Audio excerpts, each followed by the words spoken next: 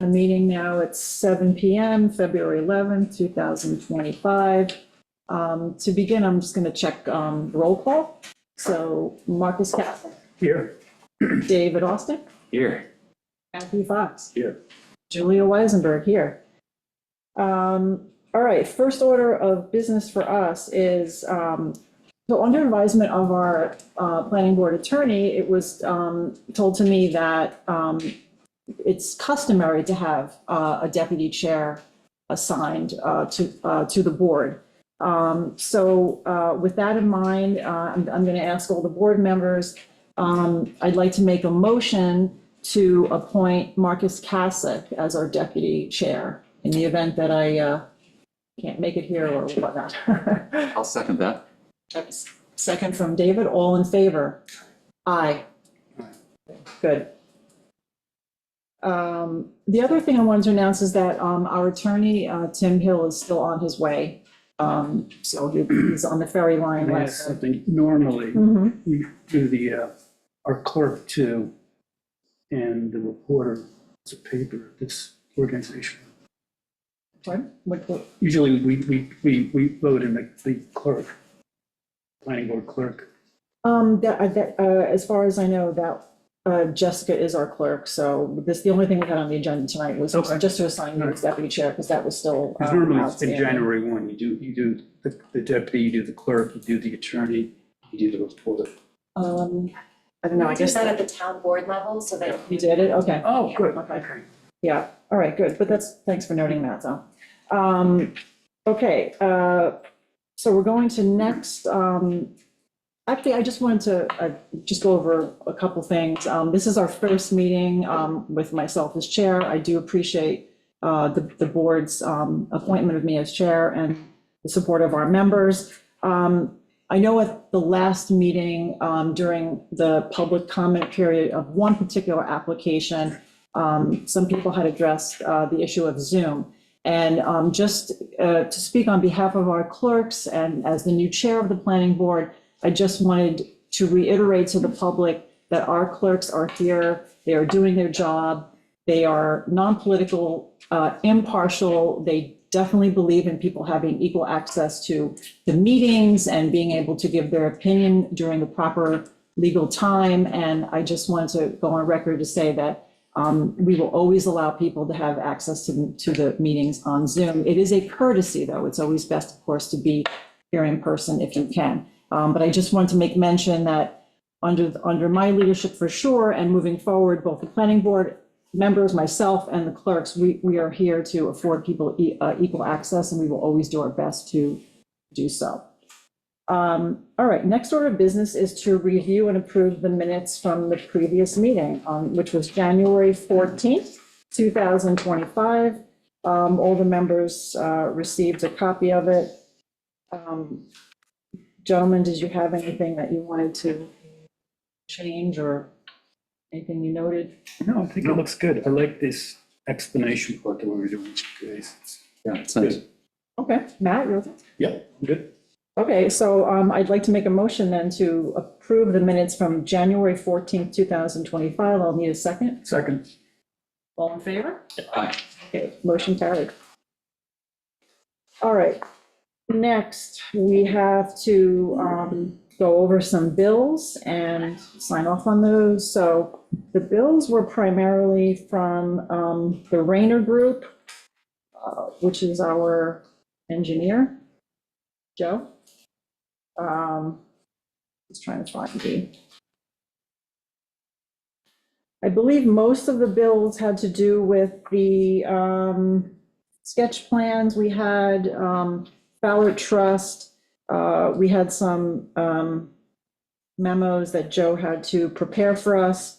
So those were billed in the month of January, last month, in the amount of $4,200. That was sent to us on email by our clerk. Did you guys all get to take a look at the bills? Yeah. Appropriate or? Yeah, Okay. it's a major subdivision. It's the first one we've done in a long time. So. Yeah, I agree. Okay, so I'd like to make a motion that we approve those invoices from the Rayner Group. Can I get a second? Second. All right, all in favor? Aye. Aye. Okay, motion carried. Our attorney's not here yet, right? He just- Oh, he just pulled in? But you can move forward with it. Okay, all right, great. So next we have two extension requests. So the first one is the Bloom minor subdivision extension request. And I believe this has to do with the hookup to water on that particular property and concerns about the quality of the water and length of time in being able to achieve that within a reasonable amount of time, I should say. And so the Bloom applicants asked for an extension. So we're going to go over that right now. Let's do the Bloom extension first. This would be resolution number 1 of 25, since it's the first one we're going over. Hi, Tim. I'm glad you made it. That's no problem. So in response to the applicant's request, which was dated January 13th, 2025, for a further extension of time to submit a final application for their subdivision pursuant to this board's authority under the town code, including section 111-43. Therefore, the board does now hereby resolve to extend the applicant's time for submission of a final application to the planning board such that the submission is made within 6 months after the date of this extension resolution, pardon me. Do I have a motion? Would someone like to do that? I think the motion to Of the above? above, yes. And I would need a second, please. Second. All right, second from Matt. All in favor? Aye. Motion carried on the Bloom extension. Actually, I need, sorry. Pardon me. Okay, so next would be the Fowler Trust major subdivision sketch plan approval. So this would be resolution number 2, therefore, of 2025. Tim, I just wanted to go over with you quickly on that resolution. Jessica, our clerk, noted, do you have a copy of it there? Yeah. Just in terms of the date, so it's, the first one was dated February 3rd, 2017, with the last revision, October 4th, 2024. So we filled that in, Yes, at least on the copy I have. I just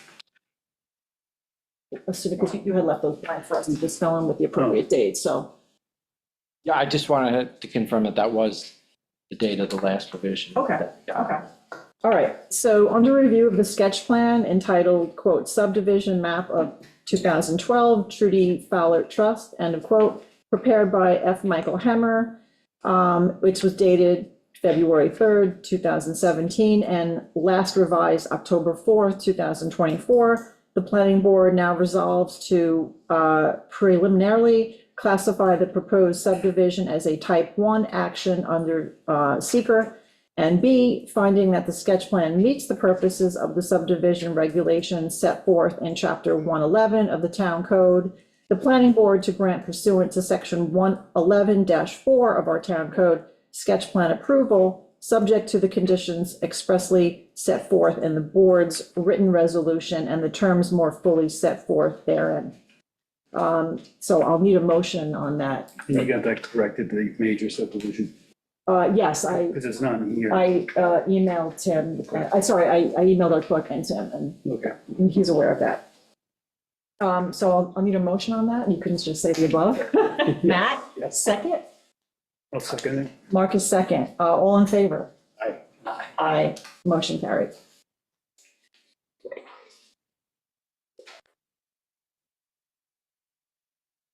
All right.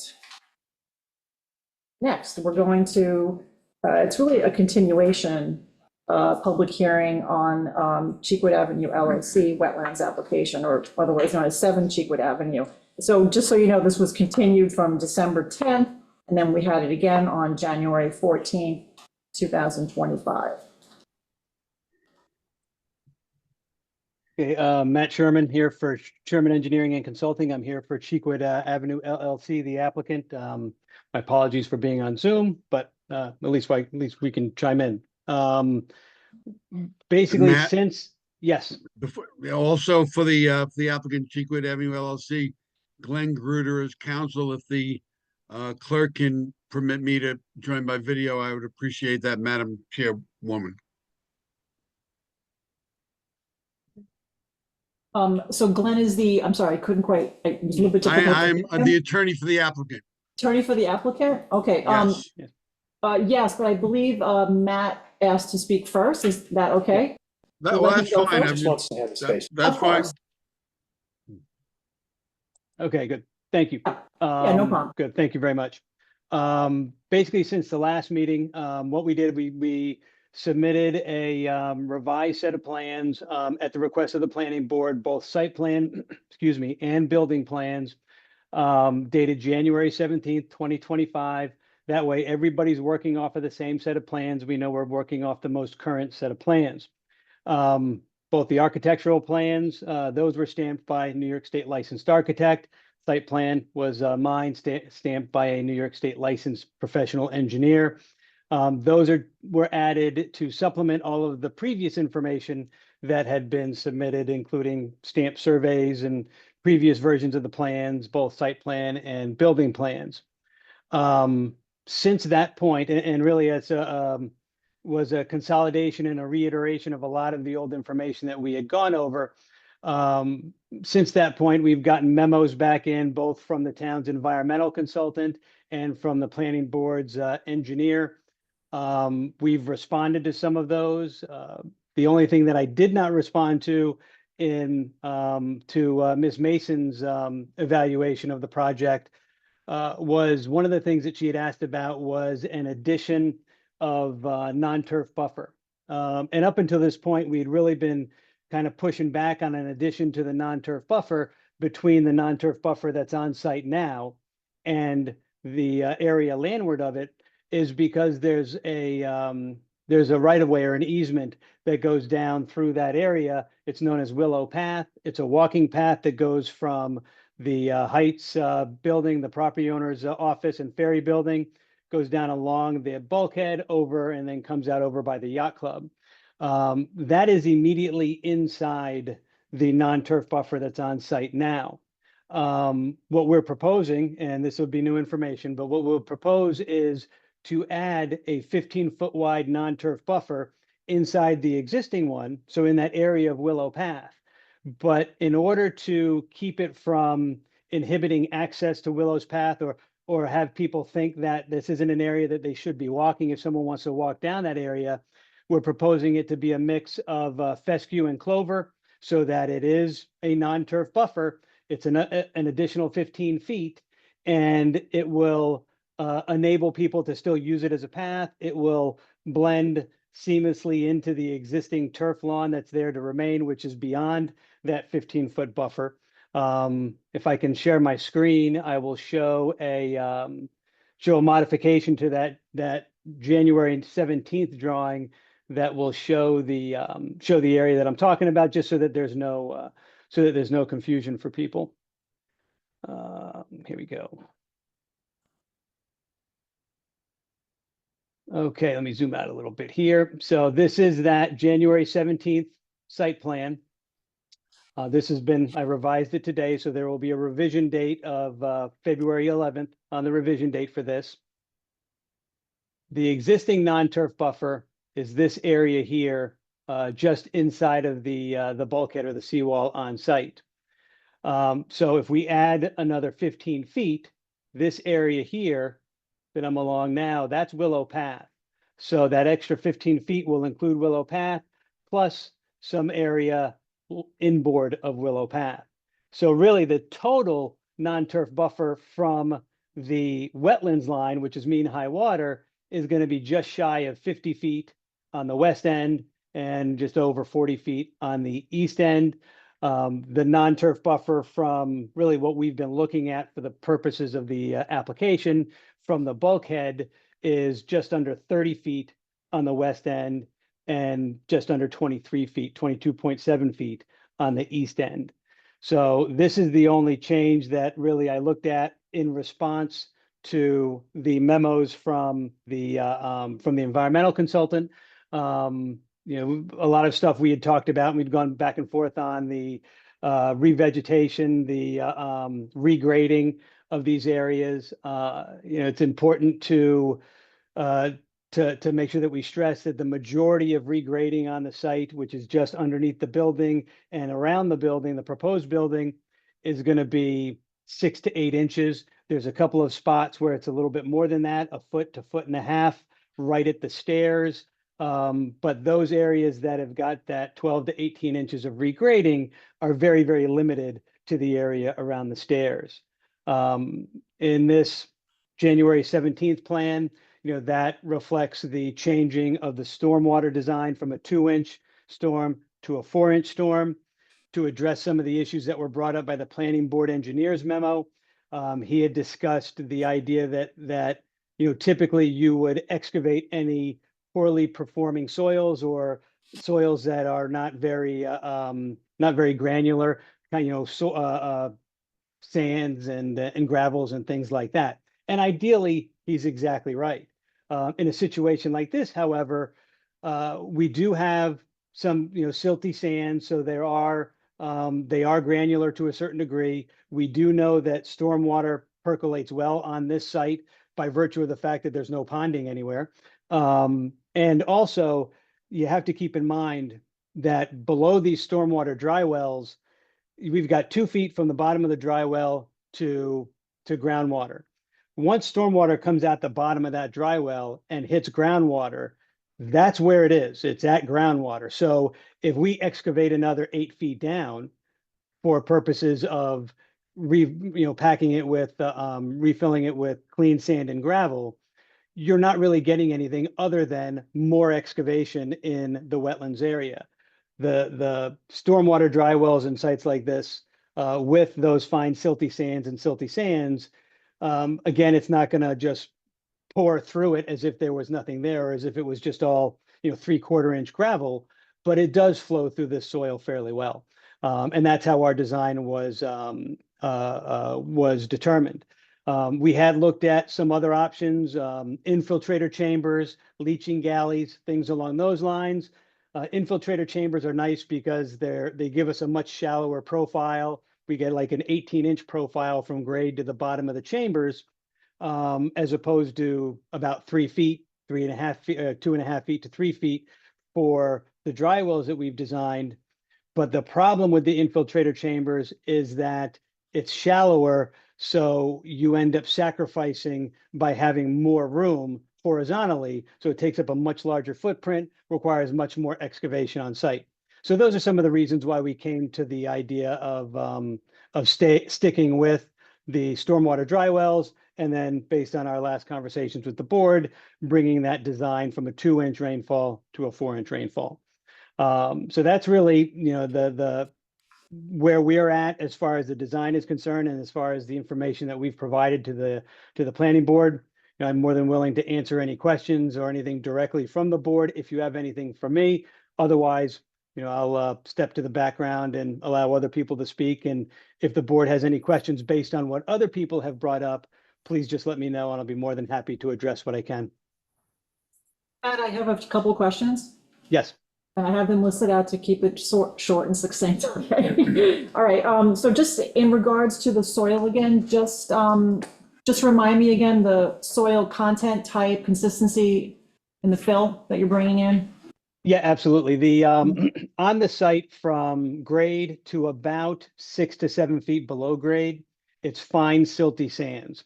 These are referred to as SM type soils. They're not ideal for stormwater leaching or wastewater leaching, but they're also not clay and real dense silts. They're kind of an in between there. Groundwater on the site is at about 6 feet below grade, give or take, depending on where you are on the site. And with that, that's right in the middle of that, those fine silty sands. Like I don't know if I said it earlier, but they go from grade to about 10 feet below grade. So that groundwater is right in the middle of that soil strata. Okay. Does that answer your question? Yes. Okay, good. Second question, the existing pool on site, I checked with the building department. I just want to make sure this is accurate. The pool was built prior to pool permitting, but they Yes. did get a permit when they attempted to do a renovation in 2020. Does that sound accurate? Yes, that's accurate. Okay, Built in 1969. 69, okay. Yeah, when that pool was renovated, a few years ago, there was no requirement for the pool to come up to any other standards or anything like that. As part of this initial application, when we first started this, one of the things we had looked at was dry wells for the house, dry wells for the swimming pool, things along those lines. So those things do not have dry wells. As if you were building them today, dry wells would Yeah. be required for those, but based on their age and their pre-existing nature, those were not required. Okay, thank you, Matt. Number 3, Willow Path, according to our environmental consultant, Lisa Mason, she mentioned that, of course, it's not depicted on your drawings, but it's well known, and if you're from Shelter Island, everybody knows that Willow Path exists, right? We're not going to deny its existence. Is that something that you can bring up to speed on, Yeah, absolutely. What's the Willow bigger- Path is, as I'd mentioned, it's just on the inside of that existing non-turf buffer now. And actually, the Heights had at some point during this process, they had provided us with a copy of the easement, and I believe it's part of the record, and I can forward another copy to the board. I think it is, but- That has that Willow Path, and it basically runs just like I said, just inboard of the bulkhead from one end of at the ferry office over to where this area dead ends into the yacht club parking lot. I just But I- have one more question then. And actually, I was going to ask this question prior to hearing about your change in the drawing and adding the second buffer, which abuts, no pun intended, but abuts the Willow Path. I noticed that the fence is, you've got this fence down there, and yet up by the pool, it's actually serving more of like a pool fencing. It's obviously for safety, but as it goes down, down to the end of the property where you're proposing to put the second accessory. So are you planning to pull that fence back now in light of this additional buffer and make it be more in line? Because that was kind of what Teresa Mason was getting at, and I wanted to get your response on that. That's a question I don't have the answer to. I would have to check with the property owner and see if that's something that they would be agreeable to. The plan as it is now is to have that non-turf buffer basically in the area of that fence, split it half and half. So you'd have 7.5 feet, give or take, north of the fence, and the same thing south of the fence. So that way, that area north of that fence, which is Willow Path, would have that non-turf buffer material. And it would just be a seamless transition as you come south, as it starts to meld into just regular turf grass. That was the intent. But again, I can certainly ask them if they would be agreeable and to shifting that fence a little bit further to the south, so it's at the edge of that non-turf buffer.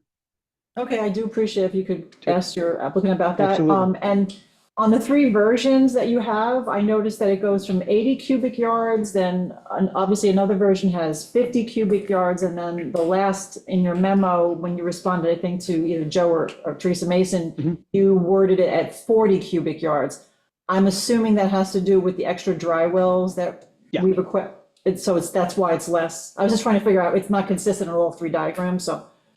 Yes, I'm not sure where the 80 cubic yards where you saw that, unless that was a much older plan. But it's the older version, I think. Okay, yeah. no, yeah. So the new plan, what we did in order to figure out what we were doing for regrading, figured out how much soil was coming out for the grade beams, for the piers, for the pile caps, how much is being removed for dry wells, and then how much is being brought in for regrading around the building.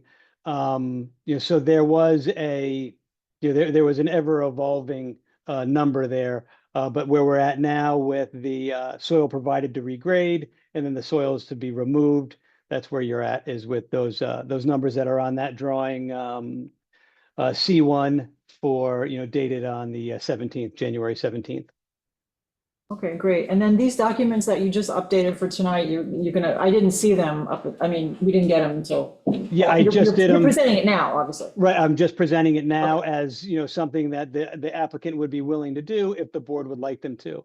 And I can certainly upload them and mail in hard copies to the board so that you've got them. Yeah, I'm okay with my questions, but. The only thing I would think is do we want them to go ahead and do the change and send that all in? Or do you want them to go talk to the owner about the fence change and then basically do one submission versus, I hate to see like you submit that and then 24 hours later submit another one with potentially a fence change. As it stands right now, he is gonna go to the applicant and ask about that's changed, so we could What I'm saying is instead of submitting what you just presented, add that on. just wait and find out what the answer to that is and then submit once, hopefully, versus twice. Well, we can make that request after just towards the end of the public hearing. Tim, is that okay? Like, we can come back to that and let some others speak, or?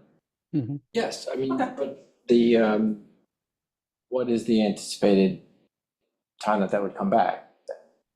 So I would get that cleared with the owner tonight or tomorrow morning, one way or the other. So, I would be able to resubmit, this, and this is assuming whatever other comments there are this evening. If there's other changes that need to be added to these drawings, I can get them all done in one resubmittal that would be, dated the 12th or the 13th, and everything would be back into you guys by the end of the week. That's why I'm just thinking, that I best we let someone else, and then we can come back to it before we close out that part of the meeting. Very good. I'm finished with my questions, so. Joe, did you have something about the drainage there? Did I read something from? Yeah, Matt handled some of the comments. One thing I would add is, even though the soils, as you get deeper, Matt, are a little silty, you plan on putting a 3-foot collar or clean sand around each of the drainage structures and also filter fabric. You hear that, Matt? Yeah, absolutely. And we can do that. I didn't put that 3-inch collar around these mainly because I wanted to minimize the amount of excavation done on site. The vast majority, or at least the majority of stormwater leaves a dry well through the bottom as opposed to through the sides. Especially that's even more so for a dry well that's 8-foot diameter and only 2 feet deep. So the majority of it goes out the bottom. But if the board would like us to put a 3-foot collar, clean sand and gravel collar around it, that is standard for dry well design and installation. We'd be more than happy to do that. That would increase the amount that you'd be digging out, then I would assume. Which is exactly why we didn't do it. We didn't propose to do it, I should say. Our engineer has advised. I'm Joe, what do you think? Is the trade-off worth it? Redigging. See, the thing that concerns me, especially about not putting filter fabric around there, is it's the silty soils. If that structure gets full because of a storm event, Yeah. as it's draining, it's going to be pulling in silty soils. Got it. So that's the reason why you want to put The collar, the, the fabric. yeah, Yeah. Okay. So it seems worth it. That's what we're saying. in this instance, I would think. Okay. And the only other question that I would have, and it goes back to the fence.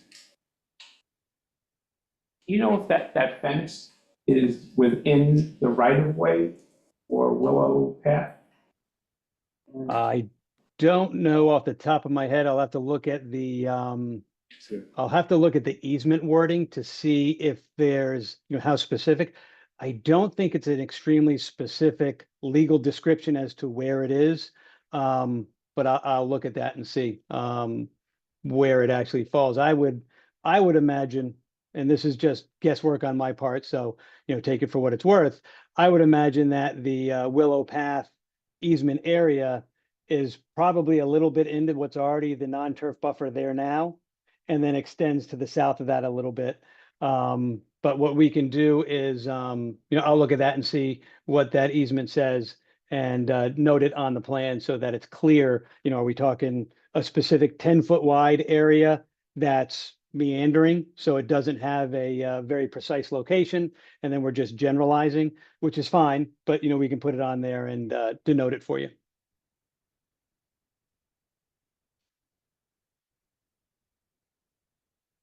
The question that I have. Correct me if I'm wrong, Joe, what you're asking is basically, we don't want to put a fence in the easement. It's kind of, I think, Well, yeah. that's the goal. Within the easement, that's another reason to Move it, yeah. relocate it a little bit. But that's why I was asking if they're putting in the second buffer, they might as well. The other thing is that if you're expanding the buffer and you're going into the area that's fenced, when the rest of the area that's turf grass in that fenced area gets maintained, very easy to mow. Buffer? Yeah. Right. So, if you have the fence outside of that buffer, Yeah. that would prevent that from happening. That's a good point. Very good point. Yeah, it would seem like having the fence right along the line would be better than to have it kind of in the middle of it.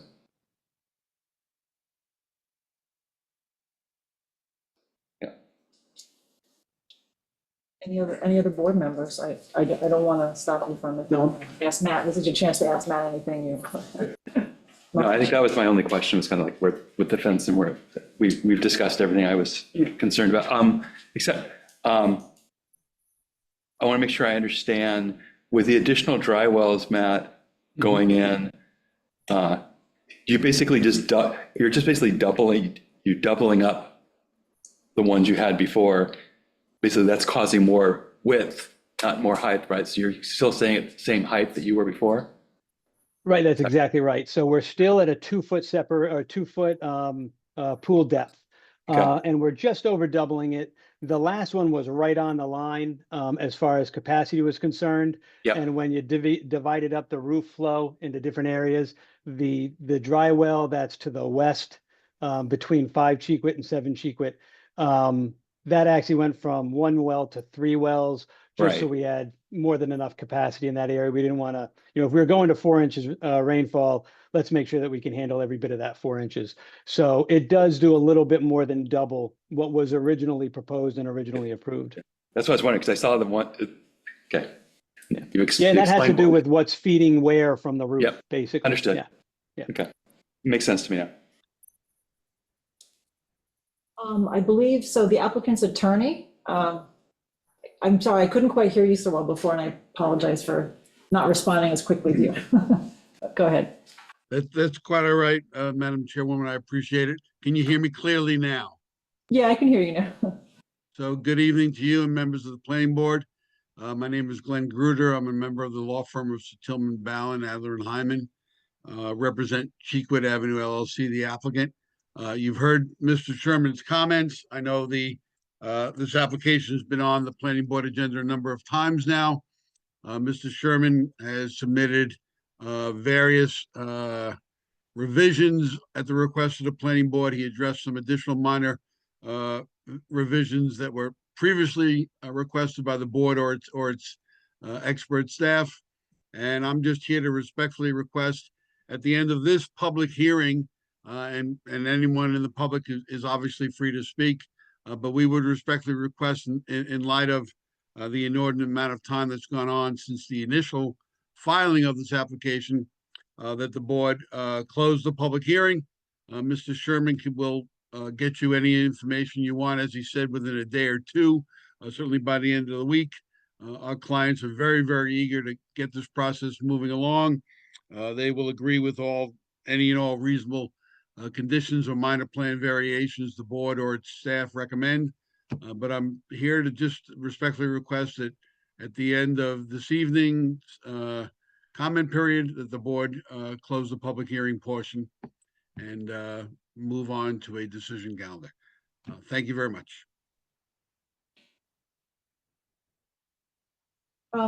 I also should have noted when we opened the hearing for this application that we did receive additional correspondence we received a letter from David M. Burrell dated February 4th, 2025, in which this person expressed concerns about the current application, again, at 7 Cheekwood, basically in regards to the accessory sleeping quarters, accommodating this large structure.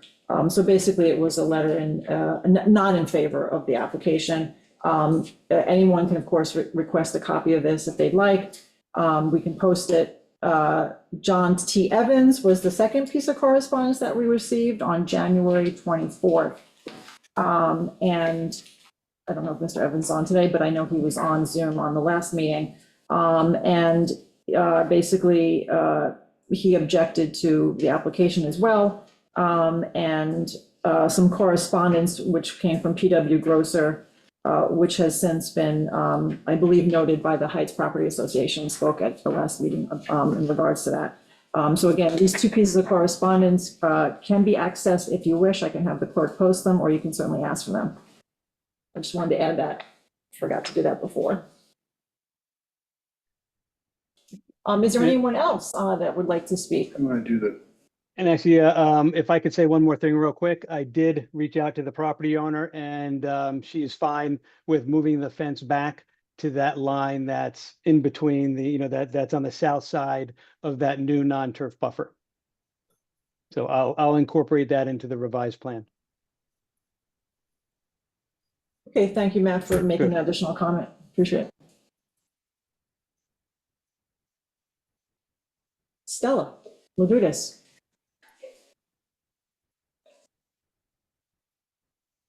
Hi, everyone. Stella Lovutis from the Shelter Island Heights Property Owners Corp. And I've been asked by our board to read a letter into the record, and I have copies for everyone when I'm done.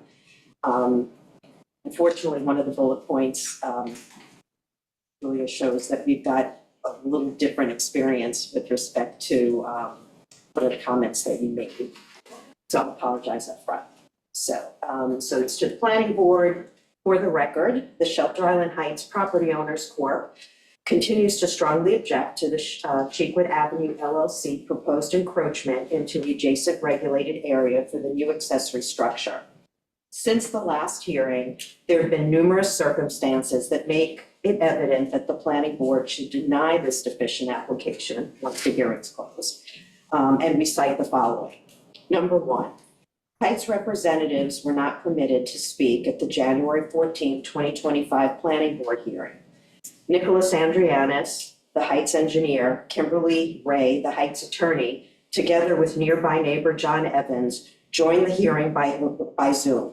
Each raised their hand to speak.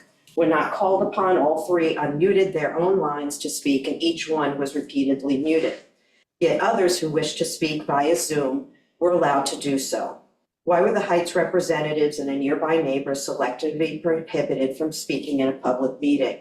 How can the Heights and the public be confident that the planning board will make a fair and impartial decision when comments are suppressed? Number two, our engineer's substantial evaluation of the proposed project has been ignored. Nicholas Andrianis provided the planning board with a full report dated December 10th, 2024, regarding multiple concerns and deficiencies with the application, including drainage concerns. The deficiencies outlined in that report were never acknowledged or directly addressed by the applicant or the planning board.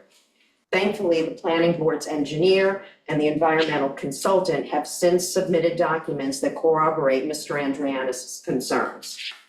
Number three, at the January 14th, 2025 hearing, the applicant's representative reluctantly agreed to the planning board's strong request to increase the drainage capacity to handle a 4-inch rain event, which the Heights fully supports. Unfortunately, the newly submitted drainage plans are insufficient. The Heights engineer reviewed the proposal, which does not meet New York State Building Code or the Suffolk County Department of Health Services requirement as outlined in Mr. Andrianis' new report dated February 7th, 2025. It's appended to this letter, and he can speak on his own behalf. Number four, the amount of square footage that will be disturbed in the adjacent regulated area is underrepresented by the applicant. Ian McDonald's plans dated May 18th, so that's drawing number 3, which were submitted as part of the June 7, 2024 supplemental package, described reducing the size of the patio pool. This disturbance is another new piece of information that was slipped into the planning board, represents the demolition activity in adjacent regulated area that also requires a wetlands permit. Adding insult to injury, Mr. Lombardi's February 5th, 2025 letter describes additional disturbances related to the proposed drainage and soil composition. This will result in even more disruption to the adjacent regulated area we talked about. Couple that with the fact that the existing primary structure is nearly entirely in the adjacent regulated area, as it is a pre-existing non-conforming structure sited in the wetlands. In addition, the pool patio, which was replaced also in 2008, after the Wetlands Code was adopted, is partially located in the adjacent regulated area. In fact, the attached Shelter Island building permit dated December 3rd, 2007, which is Exhibit B to this letter, explicitly calls out a special condition requiring the patio to be located 100 feet from the wetlands boundary. Where's the wetlands permit for that activity? Shouldn't the planning board consider the property's existing encroachments into the adjacent regulated area before allowing further disruption? When does the town finally say that enough is enough? Number 5, we've been discussing this application for 2 years. We still do not have one complete package all in one place for every interested and impacted party to review. There are still many significant deficiencies, and Lori Beard-Raymond will speak to that separately. The planning boards and the applicant's attorneys need to stop hiding behind the court's order. Planning Board Resolution 25-2023, which was set aside and nullified by the court, clearly referenced Ian McDonald's December 16th, 2022 plans. Those plans, which included a second story over the accessory structure porch and part of the first floor, are long gone. Those plans have been significantly modified in many other ways, and supporting documents that should have been submitted with the original incomplete application are now here and deficient. There have been 3 Teresa Mason environmental reports, 2 Joe Lombardi engineering reports, 2 PW Grosser SEPA reports, and 3 Nick Andrianis engineering reports. And the application pieces just keep coming in piecemeal.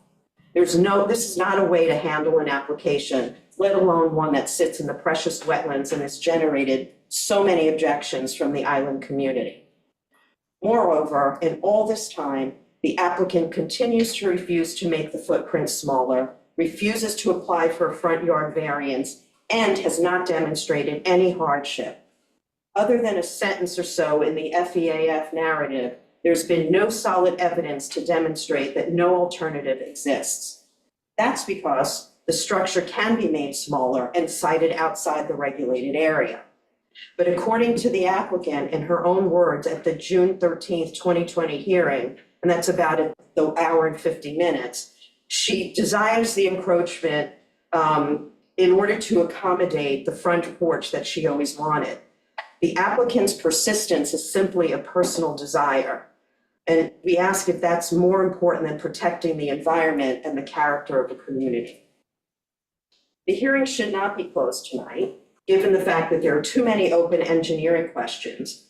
But when the hearing's closed, the Heights believes that the planning board should deny this application unless it is removed from the adjacent regulated area and the applicant has addressed all the concerns articulated by the engineering professionals, including demonstrating that the drainage is sufficient and designed in accordance with New York State and Suffolk County Department of Health standards.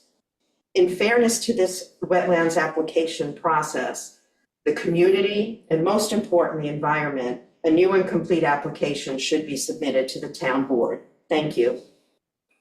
Thanks for listening. Thank you, Stella. So I will add that anything that's spoken here and all the other previous hearings, it is our duty to listen to all the testimony and take it all into consideration. Absolutely. We don't issue like responses until we have our work session, but I just want to assure you that it is our duty to always take everything into the record, and your engineer's memo, everything that's been submitted will be considered. Okay, Mhm. thank you very much. Get this quickly. Thanks, Matt.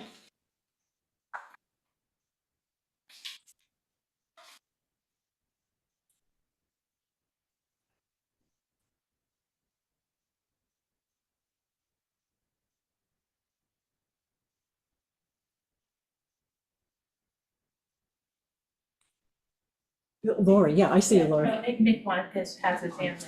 Oh, yeah, I was actually gonna just offer that if those people that you specifically mentioned in your testimony just now, if they are here, they can certainly, ask to speak now. And so Nick, that's your engineer, correct? Yes. Yes, Nick, would you like to speak now?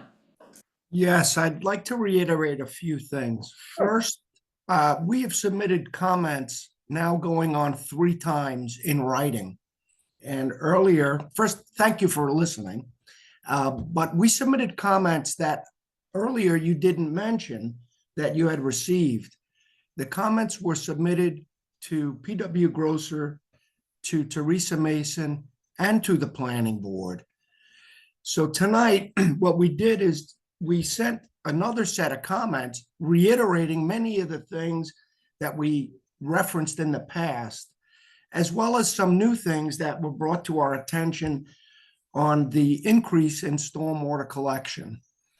The system that was laid out of dry wells does not meet standard Suffolk County Health Department separation distances to either the sewer main or to each other, each well, dry well on the property. And I agree with Mr. Lombardi. The material is not that permeable. It's low permeable material. It's not clay. I agree to that, but it's not the right material for a dry well. So that will lead to a simple thing. The dry wells will fill up on the 4-inch rainfall event, overflow, flood over the land, and probably to the adjacent wetlands and the adjoining properties. Now, we could say, well, presently that doesn't happen, but that's not the present condition that we're going to have if you agree to construct the accessory structure.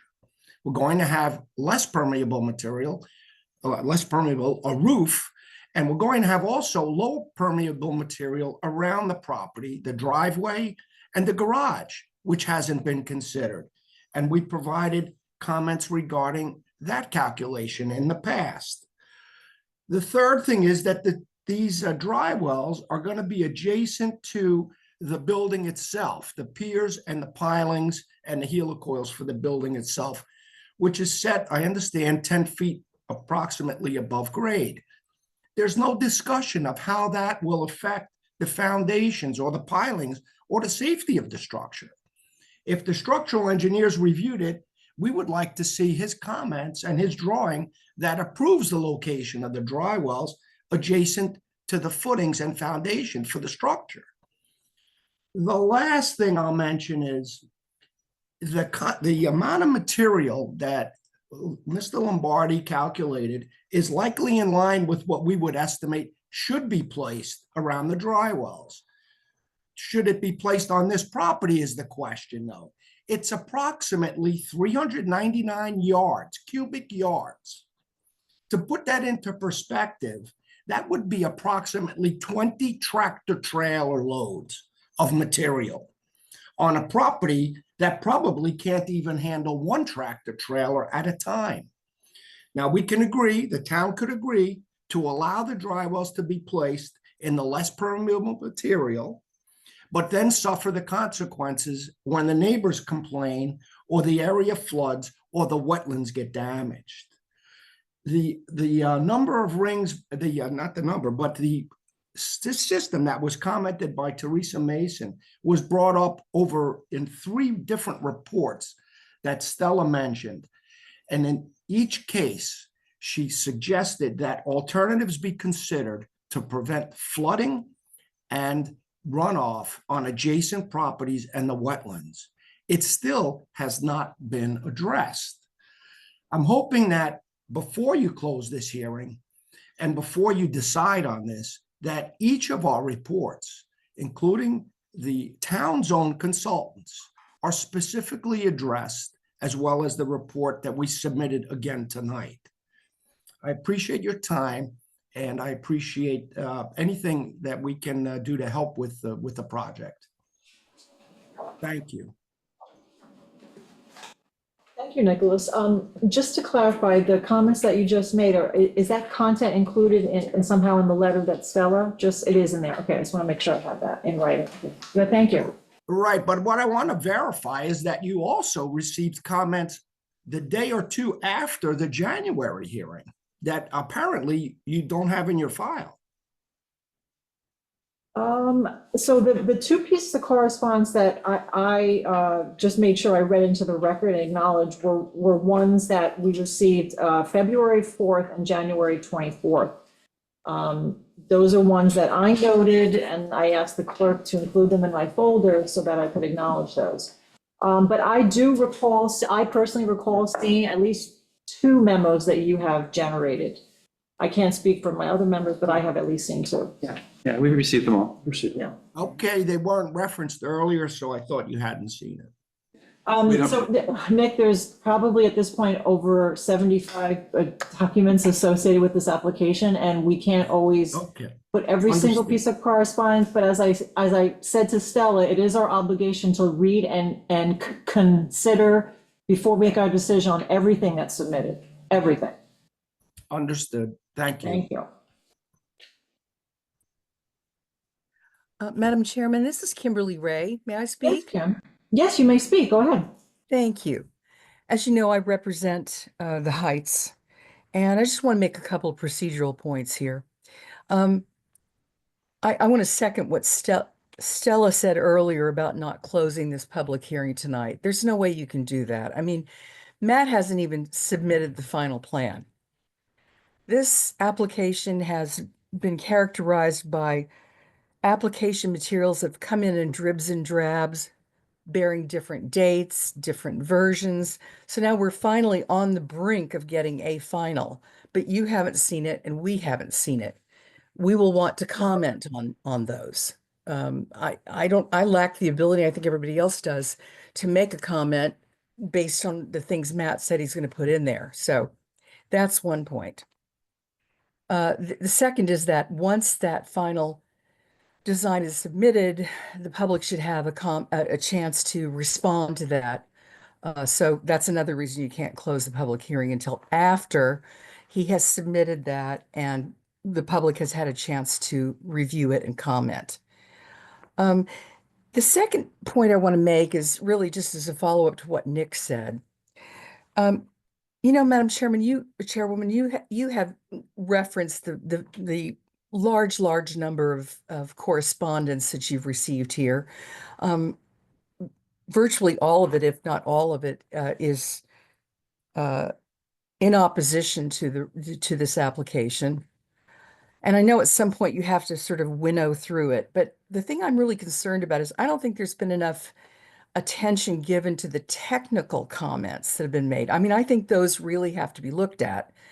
Nick has raised several points over the months and then tonight, and I think Joe has raised some as well, your engineer, and I think those things have to be drilled down upon here because I just think that's getting lost in the shuffle of, oh yes, we'll file amended plans or we'll clear that up. I think it needs to be cleared up once and for all before you all can make any final consideration. So I would ask the board to insist that the applicant be held to a very basic standard of simply responding to the technical comments that have been made. That hasn't happened. So thank you very much. Thank you for offering those comments, Kim. I do appreciate it. Mm-hmm. Yes, of course. Just remember to state your name for record. My name is John Evans, and I'm a neighbor. that's directly affected by this. So I just want to remind the board of Judge Flynn's decision, just a couple of notes here. He says, although labeled an accessory apartment, it's complete with kitchen, dining area, even though labeled a kitchenette. So he recognizes, the legerdemain in this plan by Ian McDonald, a sleight of hand. I know that's an SAT word, I guess. He noted in his decision that your prior decision reflected a complete lack of consideration as to the impact on the environment. At page 5, he says, quote, literal compliance with the letter and spirit of SEQA is required, and substantial compliance with SEQA is not sufficient to discharge an agency's responsibilities with that act.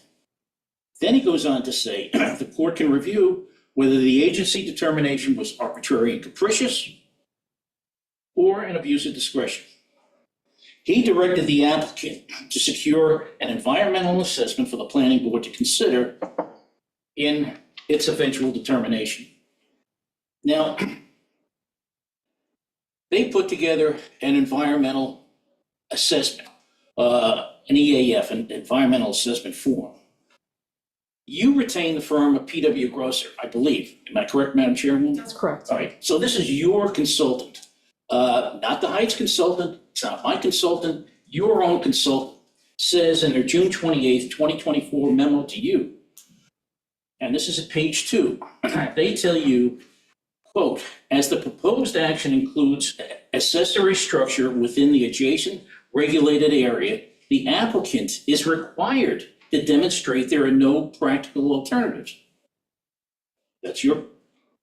Then in their PW Grosser's October 1st, 2024 memo to you, they say that they have reviewed the applicant's EAF, environmental assessment form, narrative, which stated, quote, the proposed construction cannot be located outside the regulated area, end quote, and no practical, quote, no practical alternatives exist, end quote. And they say this statement's erroneous. Your own consultant says that they can have a quote unquote accessory structure. And that's what we're talking about, accessory sleeping quarters. That's what this is supposed to be. Outside they say they can have it outside the wetland area. And PW Grosser says that the applicant should evaluate the reduced building area alternative, which would take away the porch, not needed for an accessory structure. But they refuse to do that. She wants her porch. She wants her porch. But that's not guaranteed in an accessory structure, especially when the wetlands are intact. And she doesn't care, no matter what the damages to the neighbors are. This is some neighbor, God, obviously. Doesn't care what the runoff is, and because you've seen pictures of Cheekwood Avenue after storms. The whole road is flooded, so it's in a flood-prone area. Then we get to Teresa. I don't know whether I pronounce her Mason or Mazin. Mason, I think. Mason, okay. Again, this is your environmental consultant, correct? Correct. She is, yeah. She is, okay. Not mine, not the Heights. In a memo to you on February 3rd, 2025, paragraph 1. Just get it out. It's not there yet. Today's February. It's on the 3rd. No, okay, that's what he said. February 3rd, 2025. I have it here if you need it. Okay. She says, I have reviewed the quote, wetlands permit 7 Cheekwood Avenue, end quote, site plan prepared by Matthew Benjamin Sherman, dated last revised January 17th, 2025, just a couple months ago, as well as the Shepherd accessory sleeping quarters plan prepared by Ian McDonald, dated January 27th, 2025. Based on my review, I offer the following comments. Paragraph 1. She says the plan will adversely affect the wetlands and potentially adjacent properties. That's me, by the way. By redirecting floodwaters. That's what she says. So she says to you, this is your consultant, says, this plan will adversely affect the wetlands and the neighbors. Paragraph 2, and I'm quoting, she says, consistent with her December memorandum, the applicant still has not provided any practical alternatives. which call for the elimination or reduction of fill and site regrading as required by section 129-5-A, parentheses 5 of the town code. So this is dated a week ago. This is a February 3rd, 2025 memo, 8 days ago. She concludes, based upon, quote, based upon my review of the applicant's revised project plans, additional information is still required prior to rendering a decision on the applicant, specifically the submission of practicable alternatives as required by section 129-5-A, parentheses 5 of the town code, and pursuant to SECRA requirements for a type 1 action. You know what the judge said about SECRA? Said literal compliance is required. And he's not just, this isn't his words, this is well-settled case law that he cites. So Sherman says no alternatives exist. That's his comment to you. No alternatives exist. But Prosser, your own consultant, says they do. You knocked off the porch, and you got that the last, I was here on Zoom at the last meeting, and I couldn't speak. I was muted. I put my hand up on the little icon for the hand, but they wouldn't let me speak. So Sherman, then Sherman, gives you examples of things that were allowed, right? It lists 4 or 5 things. One was a 225 square foot structure. I think 2 of these applications these things that he cites, there was no opposition by the neighbors at all, none at all. And what he cites had existing structures in the regulated area. So what they were doing was replacing or renovating existing structures that were in the regulated area. This is a new structure in a regulated area. Matt Sherman, in his 2005 letter, says, the applicant looked at reducing in size the building. However, it could not be reduced in a way to allow it to be located outside the regulated area while meeting the goals of the project, which are, now he tells you what the goals of the project are, which are to provide additional living space that would allow for short-term guests to stay at the property with reasonable privacy and autonomy expected with extended family and close friends. That's what he says is the purpose. Now you tell me how additional living space for short-term guests needs a porch, doesn't need a porch. You want to put out 2 round-up chairs out front, I have no problem with that. They can view the water that way. It doesn't need a porch. So you hit the nail on the head. She's just not willing to alter this as required by law for a practical alternative. And you know what? I walked by the property today. She's got a Florida room on the east side of her main structure there. That means sort of glassed in room. If she really wants a porch that badly, make the Florida room on the east side a porch. The guests don't need a porch in the wetland. As I said before, they don't need that. It's not required. It's not necessary. And she's got to show there are no practical alternatives. With that, I rest my case. Again, reminding you of what Judge Quinn said, that the literal compliance with the letter and spirit of SECRA is required, and substantial compliance with SECRA is not sufficient to discharge an agency's responsibilities with that act.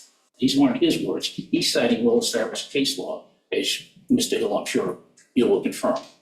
Thanks very much. John, I just want to say that at the last meeting, and I'm just quoting the record, my own record, because that was actually one of the reasons we gave the applicant's engineer an opportunity to address which the content of which came from Mason's memo and PW Grosser about the practical alternatives. And I think it was I gave the engineer an opportunity, and they said the application as it is what is being Yeah, considered. So you were perspicacious enough I to. did that as an to say- opportunity to see where we were going to go with this or not. to say So This is all about. it's on the record, so. You were perspicacious enough to say, this is all about the porch. And it is, and it's not necessary. And there's a practical alternative for accessory sleeping quarters. That's take out the porch. They can move it out of the wetlands. Your own consultant tells you that, in its memo. Your own consultant, you know, if you don't listen to your own consultant, that's not good. Let's put it that way. All right, thank you. Okay, Lori Beard Raymond.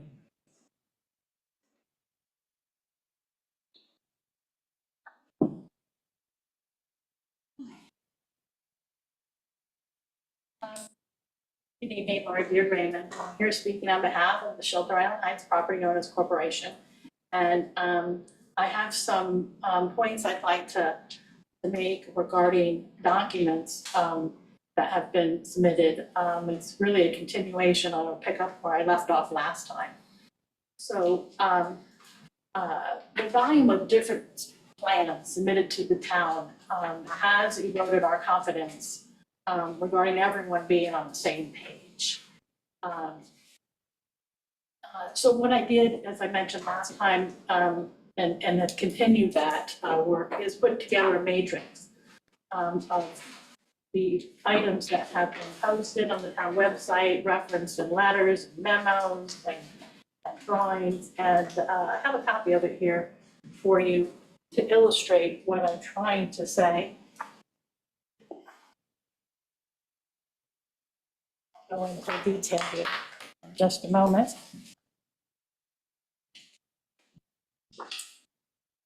Or is this a copy that you can send? Give you to me? Sure. You need to? Yeah, sure.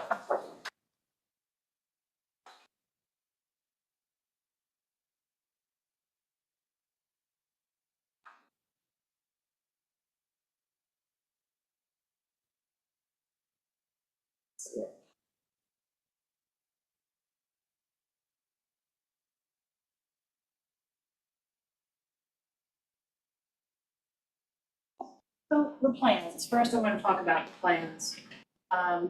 As you can see from this illustration, there's many versions of drawings and documents that have been submitted. The drawings sometimes contradict each other, have discrepancies, errors, added delete information, and the drawings do not highlight, drawings or documents, I should say, do not highlight changes. And they have just started dating revisions, thanks to the comments I made last time. It's like a word search game. Every time a document is submitted, or a set of plans is submitted, you have to try and see if you can play this game of find the changes, find what's been added, find what's deleted. So it's no surprise that items are being missed by those that are tasked to make these important decisions. I'm going to give a couple of examples, and one is the size. The denial letter from the building department, says that it's 448 square feet in the regulated area based on plans submitted December 16th, 2022. However, this latest version of drawings say 423 square feet in the regulated area. So I then went and tried to figure out the discrepancy, and I found that the porch and just the porch is approximately 307 square feet, which did not include the portion of the great room, the stairs, and the section of pool patio that would need to be demolished in the wetlands that was later added to the plans. It also doesn't include the second floor above that great room. There's a portion of that in the regulated area. So I don't mean to sound too nitpicky, but with so many versions of drawings, I think it's important to know the total real number of square feet of intrusion and or proposed disturbance in the town's regulated area, is it not? The information on the plans, which was the latest revision by the Ian McDonald drawings, show construction materials which were not shown on previous versions to the town. Page 810, for example, indicates MCQ lumber which is treated lumber with micronized copper coronary and other compounds for reserve wood. Well, Teresa Mason specifically addressed that in her November 4th report to you, item number 12, and recommended no preserved lumber. In her second letter, she reiterated that same comment as number 7. Her third letter added additional comments. So these recommendations need to be addressed by the applicant as well.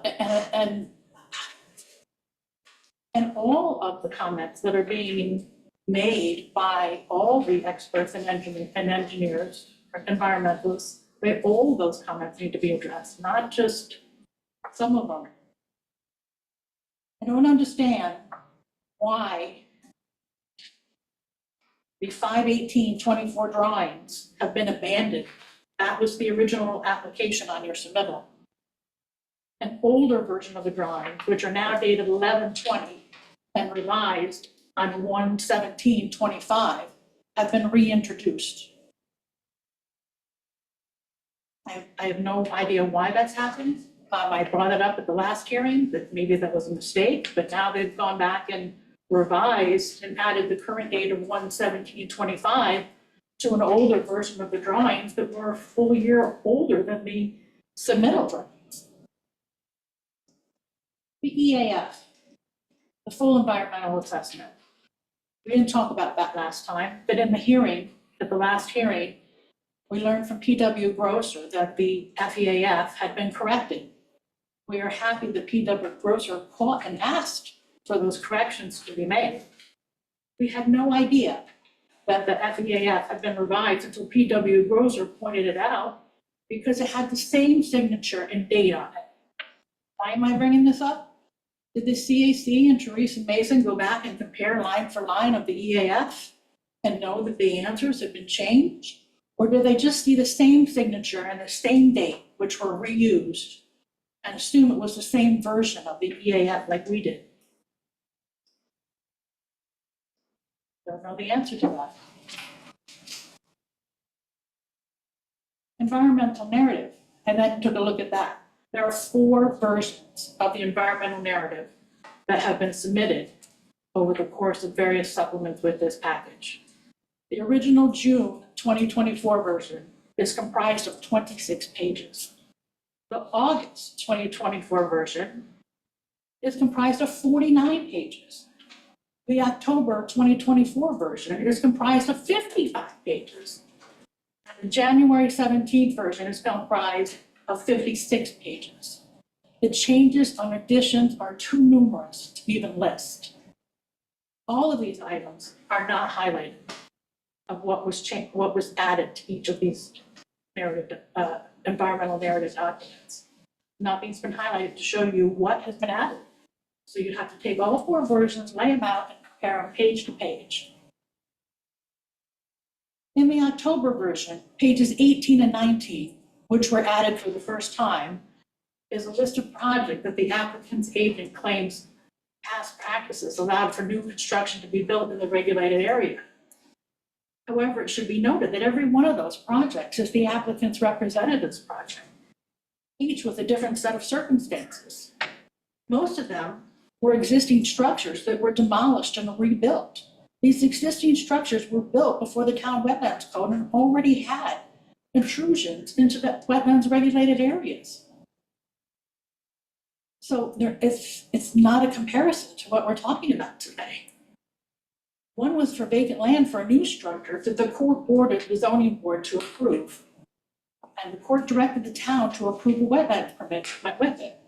Item number 4 of that resolution read, the extension of the cantilever deck in the regulated area is a result of a court order and judgment, and the compliance with the same shall be limited to the premises and have no precedent effect.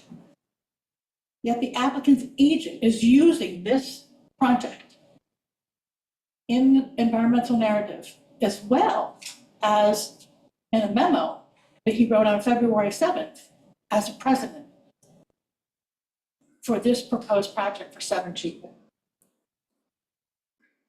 Another one of those projects is a 482 square foot cabana, which was reduced after 3 or 4 attempts of other design options, which were much larger, but in the end was reduced significantly. I'm sure we would all have a different opinion today, and maybe not even be here if a 282 square foot cabana was being proposed. And I bet that size of a structure would fit, wouldn't even have to be in the regulated area. You know, what we're talking, these are not good examples, not good comparisons. Furthermore, I'd ask you, if this was the projects that the applicant has included in the narrative and his memo of February 7th, how many of these projects have objections by the community? How many of these projects are in a historic district? How many of the projects are new structures in the FEMA flood zone? How many of these are in the critical environmental area as defined by the New York State DEC? All of these questions are important considerations and not as cut and dry as presented to you in that memo. Town code and application instructions for a wetlands permit, chapter 129, states the requirements for a wetlands permit process. This process is not being followed along with the application instructions. A couple examples are 129.4b talks about copies, sending it to the CAC, but we all know from the last hearing that it wasn't sent to the CAC, the supplement. Chapter 129.4g states any new or additional activity not covered in the original wetlands permit shall require an amendment to the wetlands permit and follow the same application process as a new permit. If this project had been treated that way, it would have automatically gone to the CAC because there's a checklist that says you got to do these things and it goes to the CAC and they have 45 days to do it. CAC was bypassed.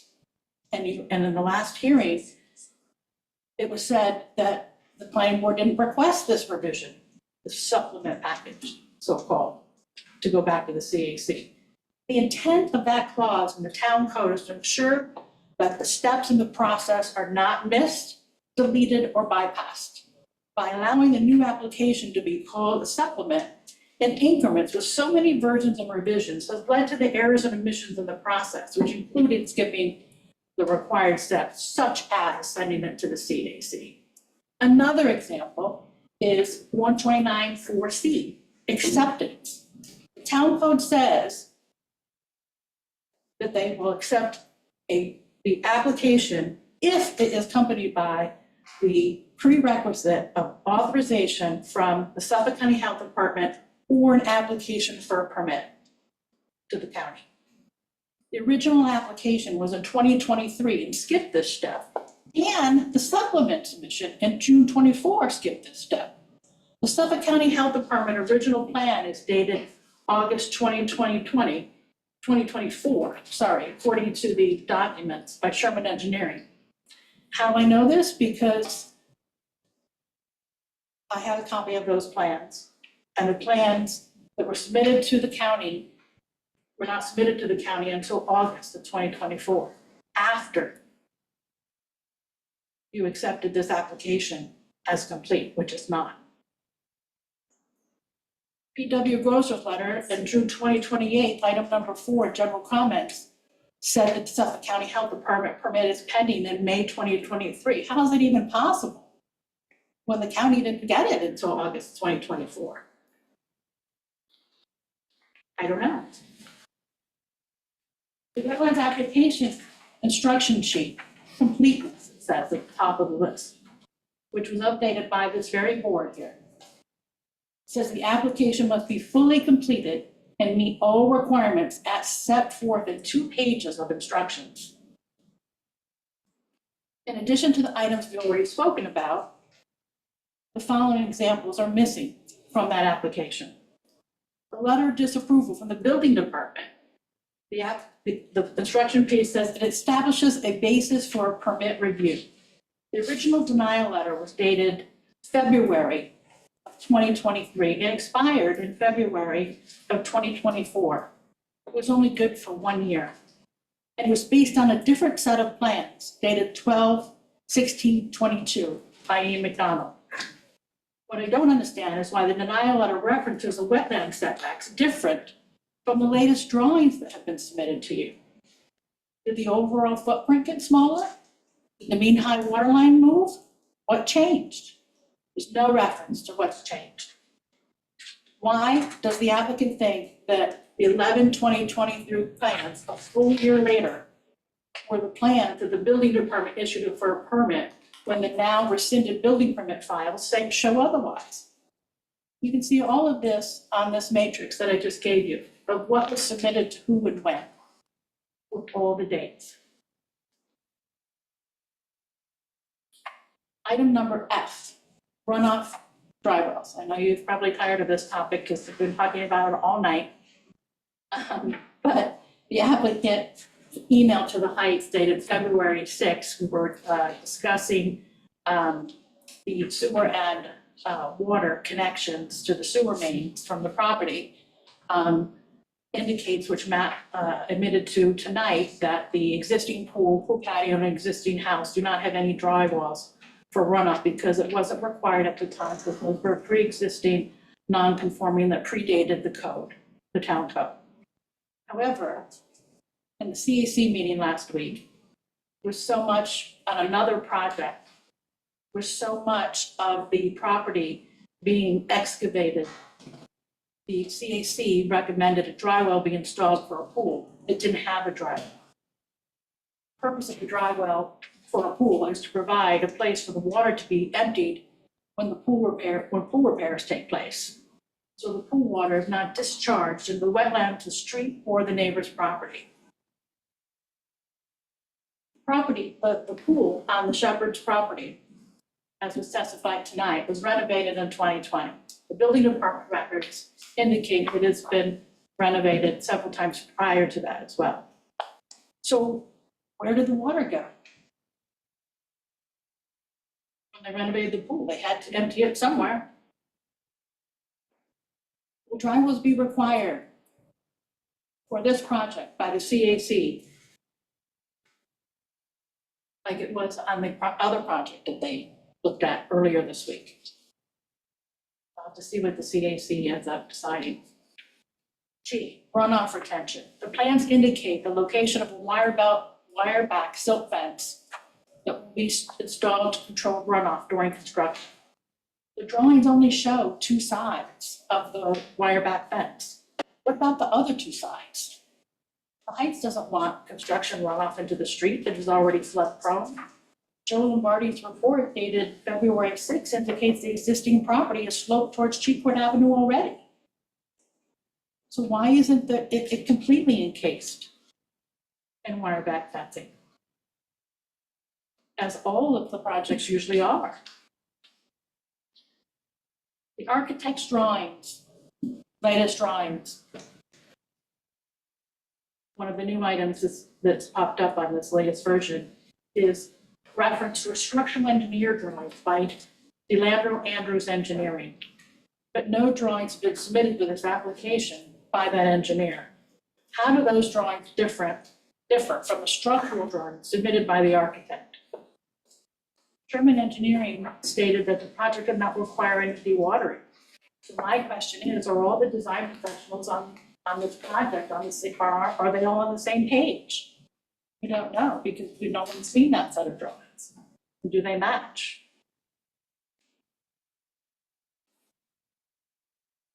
In conclusion, the so-called supplemental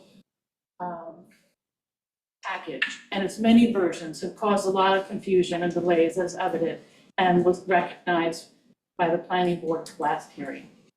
This confusion has failed to allow an organized, efficient, coordinated review by all parties.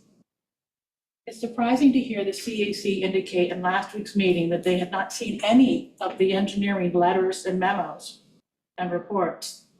Isn't the CAC's role, I mean, this is not a question for you, but I have a question for the town board. Isn't the CAC's role in this process to advise the town on environmental issues within the wetlands regulated areas? How can they do that if they're not receiving all of the documents? I'd like to reiterate, as illustrated in the matrix, that the documents submitted have conflicts, discrepancies, changes, missing, incomplete items. How many environmental reports is the town going to pay for? And when will the applicant respond and acknowledge all the issues from the engineers and the environmental professionals, including the items the CAC has questioned or recommended? Especially when we keep getting updated documents and can't tell what's being changed in addition to multiple recommendations by all the experts that have not been fully incorporated into the replies by the applicant's agents. Facts demonstrate that the additional activity and information has been added. How can anyone ensure that a proper secret and wetlands review is thorough with events that have taken place in this review process thus far? If some recommendations are incorporated and others are not for no apparent reason. So I have more questions than answers, but those are my comments. Thank you. Thank you, Laura.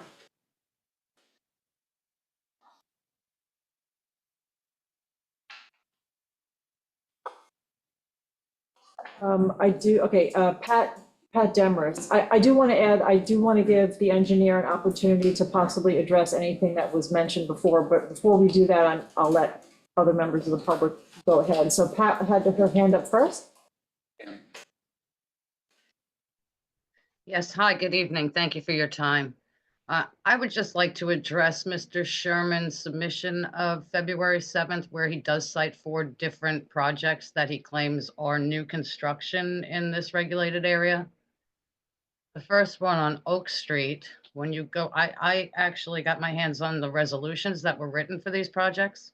So I'm quoting just a little bit of each one to let you know what was written in the resolution if you haven't had the time to look. The first one on Oak Tree Lane. We have it too, so. Well, but the first one on Oak Tree Lane says remove existing 3,230 square foot existing building. The one on Bay Avenue mentions that the proposed project entails the renovation of an existing building, installation of a new pool. The one on Tuttle Drive, as Lori mentioned, in the judge's order says compliance with the same shall be limited to the premises and have no precedential effect. So that really doesn't apply to this project. And the one on Cobbetts Lane also seems to suggest that there was a change in the footprint on the new development. So that also indicates to me that there was existing structures on these properties. So again, I will say that the town has never allowed a permit on purely new construction in the regulated area on virgin soil.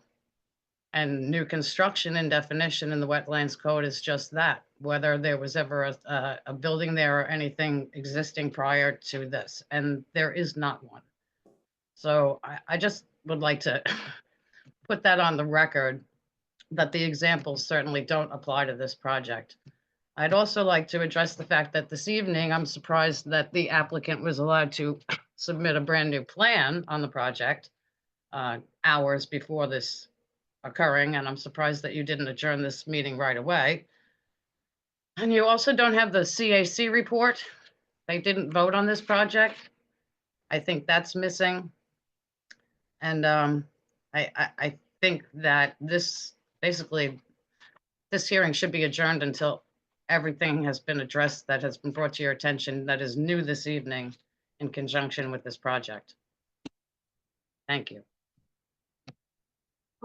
Pam, the CAC met, as you said, they did not vote, but they did produce a memo with some of their initial findings, but you were correct, they did not vote. But as a courtesy, we let them have their meeting because we were hoping to get their memo. It was actually, I believe, past the 45 days, but I felt it was important to let them, meet and discuss it. Right, they had not seen the environmental report from Ms. Mason prior to that last hearing, that meeting that they had. So I know they wanted to look at that. Thank you, Pam. Richard Myers? Thank you. Can you hear me? Yes, we can. Okay, great. And I appreciate everyone's time here. I know we're all tired, and I've spent a lot of time and money and personal stress on some levels on this particular application. So it's not lost on me that everyone's tired and frustrated on some level on all sides. But I want to say a couple things on that point.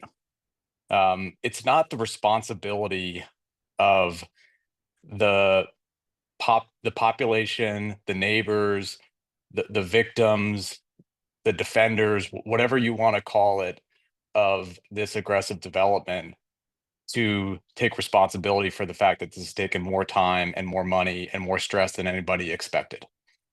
That responsibility is on the applicant and their professionals who have time and time again not met the standard of care and the letter of the law on what is required for this project. So if there's any confusion around that point, I hope everybody can just take a minute to think about that and not blame the public and the neighborhood and the Heights and ourselves for what this has become. So with that said, it is in the planning board's power to simply deny the application for repeated deficiencies and for encroaching a porch completely unnecessarily into the wetlands when there are practical alternatives to that. Or at least after multiple attempts, multiple meetings where this has come up, after losing an Article 78 in state court, this still has not been addressed. So simply deny the application for multiple deficiencies on multiple fronts and multiple occasions.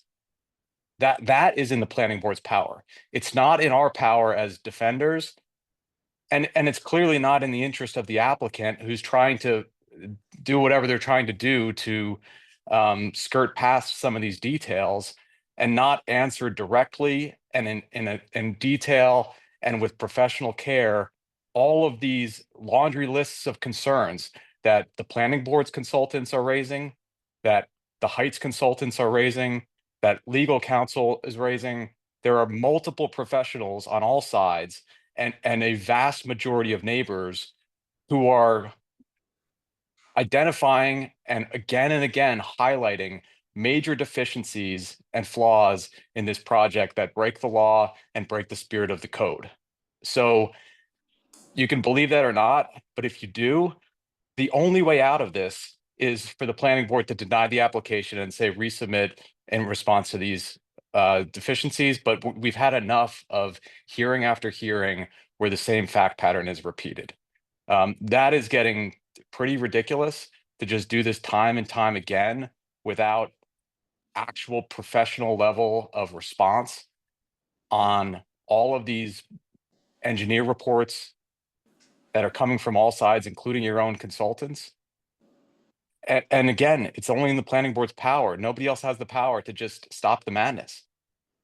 So that's my fundamental point about the process.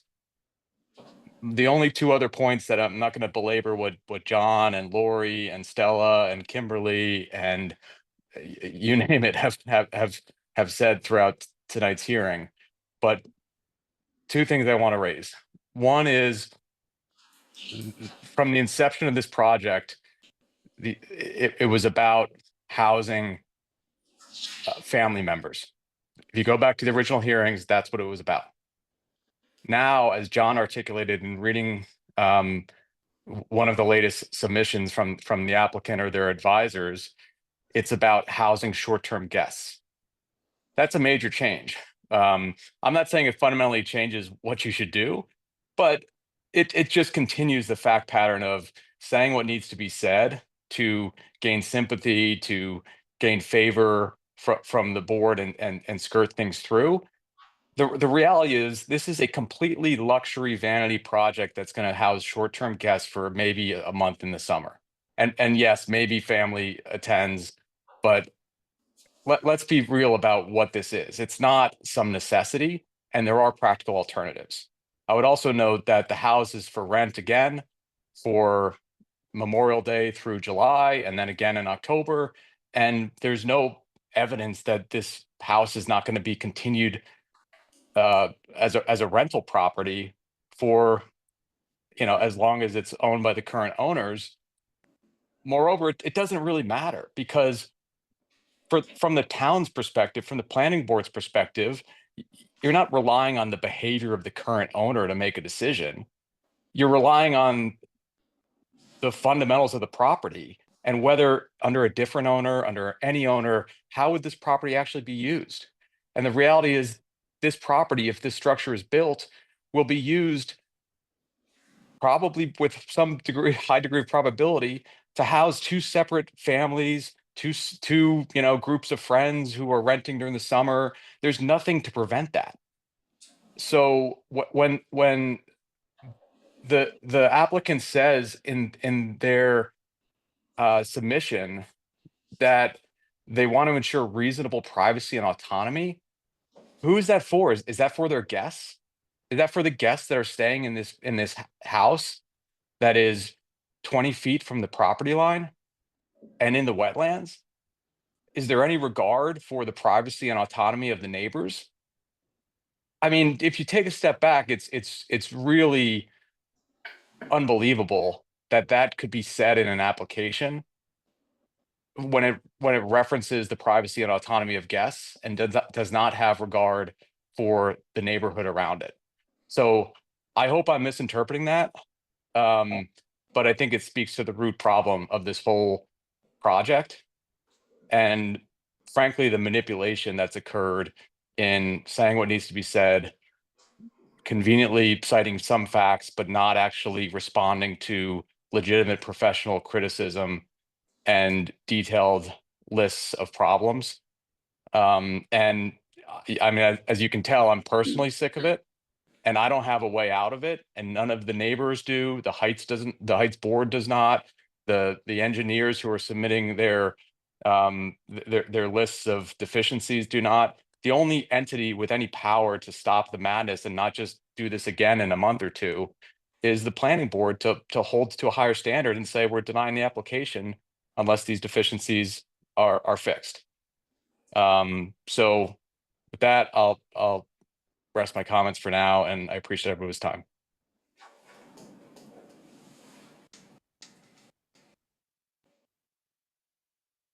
Thank you. I wanted to give Matt an opportunity to respond to any of the previous comments from Lori, from Stella, from John, to both the neighbors. If I neglected anyone, excuse me up front.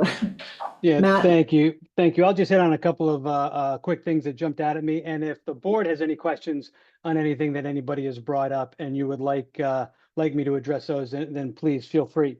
We'll start with just a couple of real quick things. Mr. Myers had just spoken about the fact that the proposed building location infringes on, he says it's 20 feet from the side yard line and it infringes on their privacy.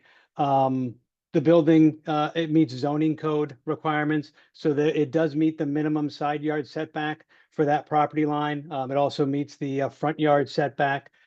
We went over this in great detail in previous hearings after the juxtaposition between zoning setbacks and wetland setbacks was brought up by the Heights engineer. We did address those.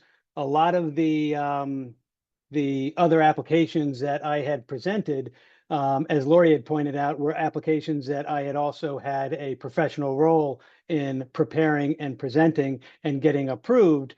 A lot of those were put in there with the sole intent of showing that the town, as a general practice, does not require people to obtain a zoning variance as opposed to a wetlands permit for work within the adjacent regulated area. And that's a key thing that needs to be brought into focus here. Lori had brought up a point about the Shanty Bay application and how the cantilevered portion of the property of the building extended over into the regulated area. It's important to point out that that cantilevered part extended into the vegetated buffer, not the adjacent regulated area. Those are two very distinct and separate things, and one does not have the same rules, regulations, and limitations as the other. To Ms. Demarest, she was saying about, the town has never approved something like this.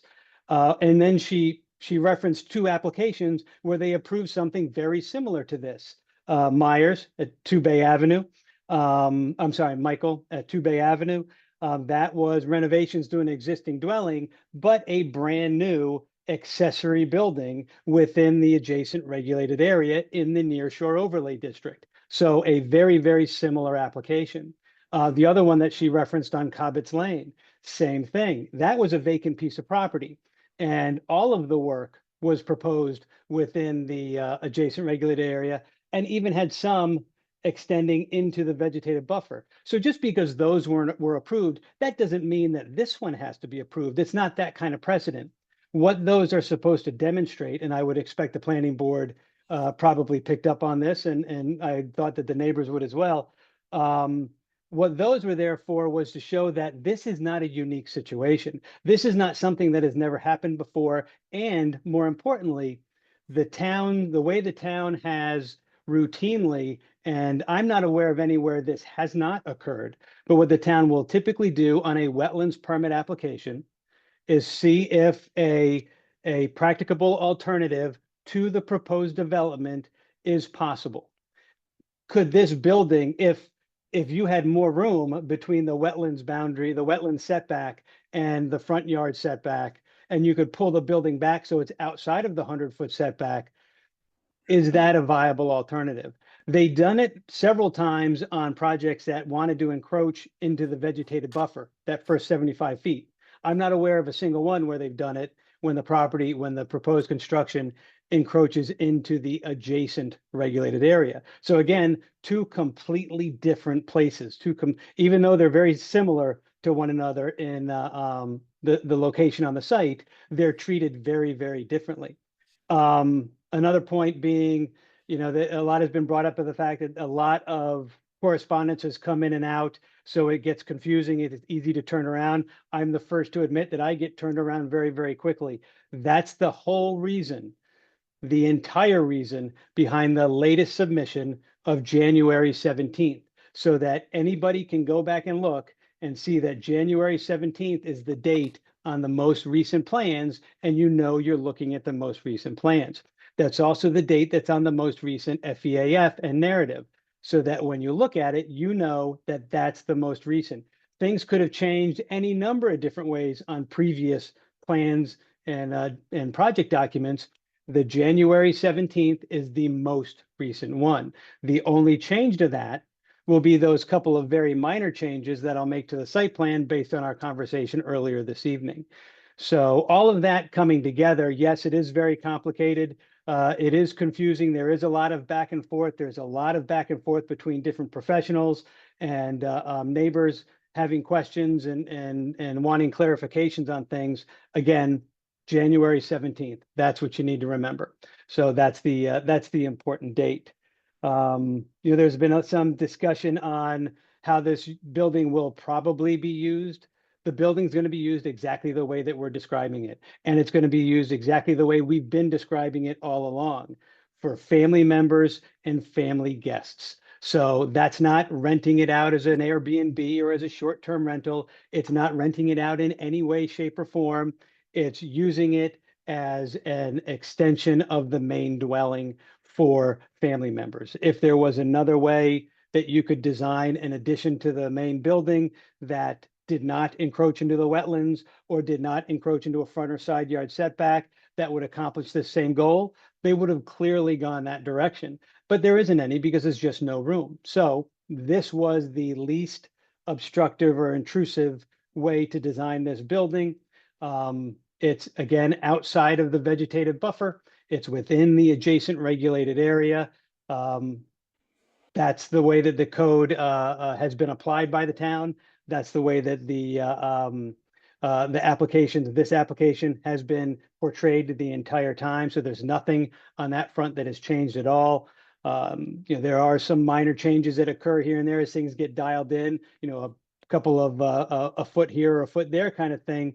But everything you should look at is the exact same as what's being shown on that January 17th set of drawings. And then going back to the letter of denial, when applications get modified, we don't ever go back for a revised letter of denial. The building department would be pulling their hair out if we did that on every application that got modified. So basically, you get your first letter of denial, you make changes according to input from neighbors, from boards, whether it's the planning board, the CAC, the zoning board, whoever it happens to be. And then that's what becomes the final application that's been submitted for consideration. I'm trying to see if there's anything else in here that's jumping out at me. I think that's pretty much it as far as main points that I had taken notes on. But again, obviously, if the board has any questions that they'd like me to answer, or Glenn, I know Glenn wants to say something else as well. If you got any questions for Glenn when he's done. Matt, Yes. Yes. Matt, in that Shanty Bay application, as I remember, we allowed a 1,500 square foot house in the ARA. Yeah, And the adjacent regulated area. yeah, Yes. it was 100% in the ARA. We allowed that house. The cantilever deck was 100% in the VB. That was from the court order. That's correct. Yep. Yeah, and that's the key point there is that cantilever deck was allowed in that vegetated buffer, that first 75 feet, because it was a cantilever deck. And that was all part of the, again, part of that court order. That what had occurred on that, without getting into the weeds on it too much, is the zoning board had denied the application for whatever reasons. That was challenged by the applicant. The challenge was challenge prevailed, so it was sent back to the town, to the zoning board, to approve the application, and then it was sent on to the at that time the town board to approve the application based on it flowing downhill from the zoning board. One other key thing that I guess I should mention, I don't know if I did or not, is that project on Cobbetts that had been referenced earlier, corner of Cobbetts and Winthrop, that was vigorously opposed by several of the adjacent property owners, as well as the town supervisor at the time who was opining and voting on the application. We did prevail. We did get a wetlands permit and zoning variances for that one. And if you look at it, I mean, it's a fantastic property. I don't know if anybody would look at that and think, oh my God, what a blight it is on the property. But that's another, there's some misinformation out there, whether it's just pure confusion, which is what I assume, or not. It's it's important to clarify some of these things so that the board has the right impression of what's going on. And again, I'm not bringing any of these up to say that was approved, you have to approve this application. But what we're bringing it up for is to demonstrate that the town has had a very standard and relatively uniform way of looking at these applications throughout time, since 2001, when the wetlands permit applications first came into play. Okay, and I'll toss it. Unless if you have more questions for me, please let me know. Otherwise, I know, like I said, Glenn had something he wanted to say. May I? Yes, Glenn, go ahead. Thank you. Okay, I'm gonna start my video. All right. So I listened to all the comments, and I've been doing this a long time. I've been at a lot of public hearings over the last 30 years doing zoning work. And I don't mean to be disrespectful, but I think some of the opposition can't necessarily see the forest from the trees. Our clients aren't putting up a Home Depot. They're not putting up a slaughterhouse. They're not putting up an adult shop. They're not even proposing a 3-lot or even 2-lot subdivision. They're proposing simply an additional living quarter building on an existing residential development. And that's all we're doing. I kind of can't grasp where the opposition is coming from. And it seems to me it's selective. I also don't understand necessarily, and I give Mr. Myers credit, because he said that postponing this hearing is not going to accomplish anything. You're going to hear the same comments for and against as you've probably heard already many, many times. I haven't been here, but I've looked at the minutes, and I've spoken to Matt, and I've spoken to my client and my partner, Mr. Wagner. So you know what the opposition is saying, and you know what the applicant is saying. And if the opposition is so confident there are so many errors, then they'll prevail in litigation. And we all know there's going to be litigation, because if you approve this, which we respectfully request you do, they're going to bring in Article 78. And if you deny it, then obviously our clients are going to bring in Article 78. So, again, I want to be brief. It's near the end of the evening. But I would suggest that, as Mr. Sherman said, the application hasn't changed. It's still additional living quarters. Have there been tweaks? Yes, there have been tweaks because some members of the public have expressed some concerns. Some members of the planning board have expressed some concerns. And that's the normal give and take in any application. There's a review, there's some small revisions, but the bottom line is the same application that was submitted 3 years ago is now before the board.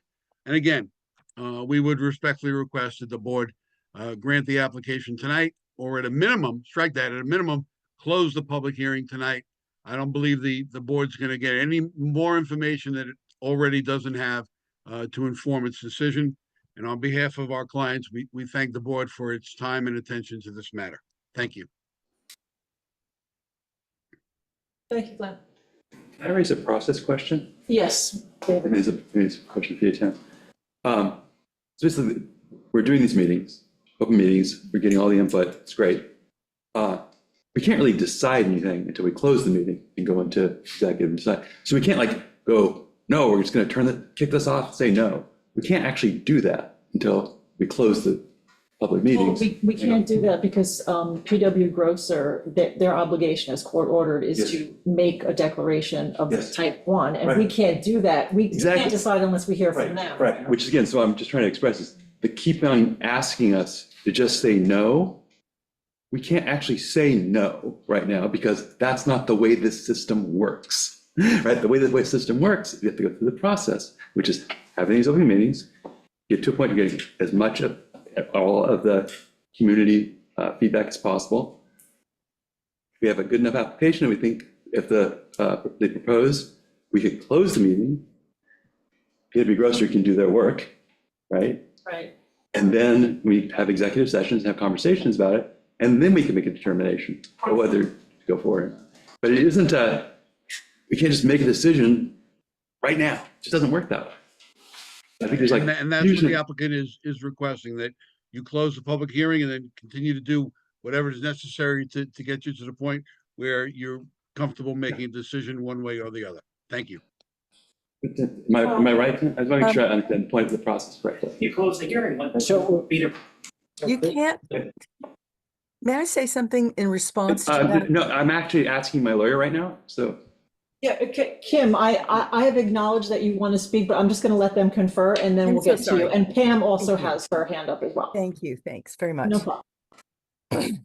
So yes, that is correct in two parts. Okay. So make sure I understand it. As the most basic point, you can't possibly make a decision without closing the hearing. That's the predicate to that. Yep. But more specifically, in the process and pursuant to the court order, the SEPA process has to take place. You're going to be receiving a recommendation from your consultant on that, and you'll be in a position to make that determination, and then ultimately on the application itself. Right, but we can't make either. We won't get any of that until we close the meeting.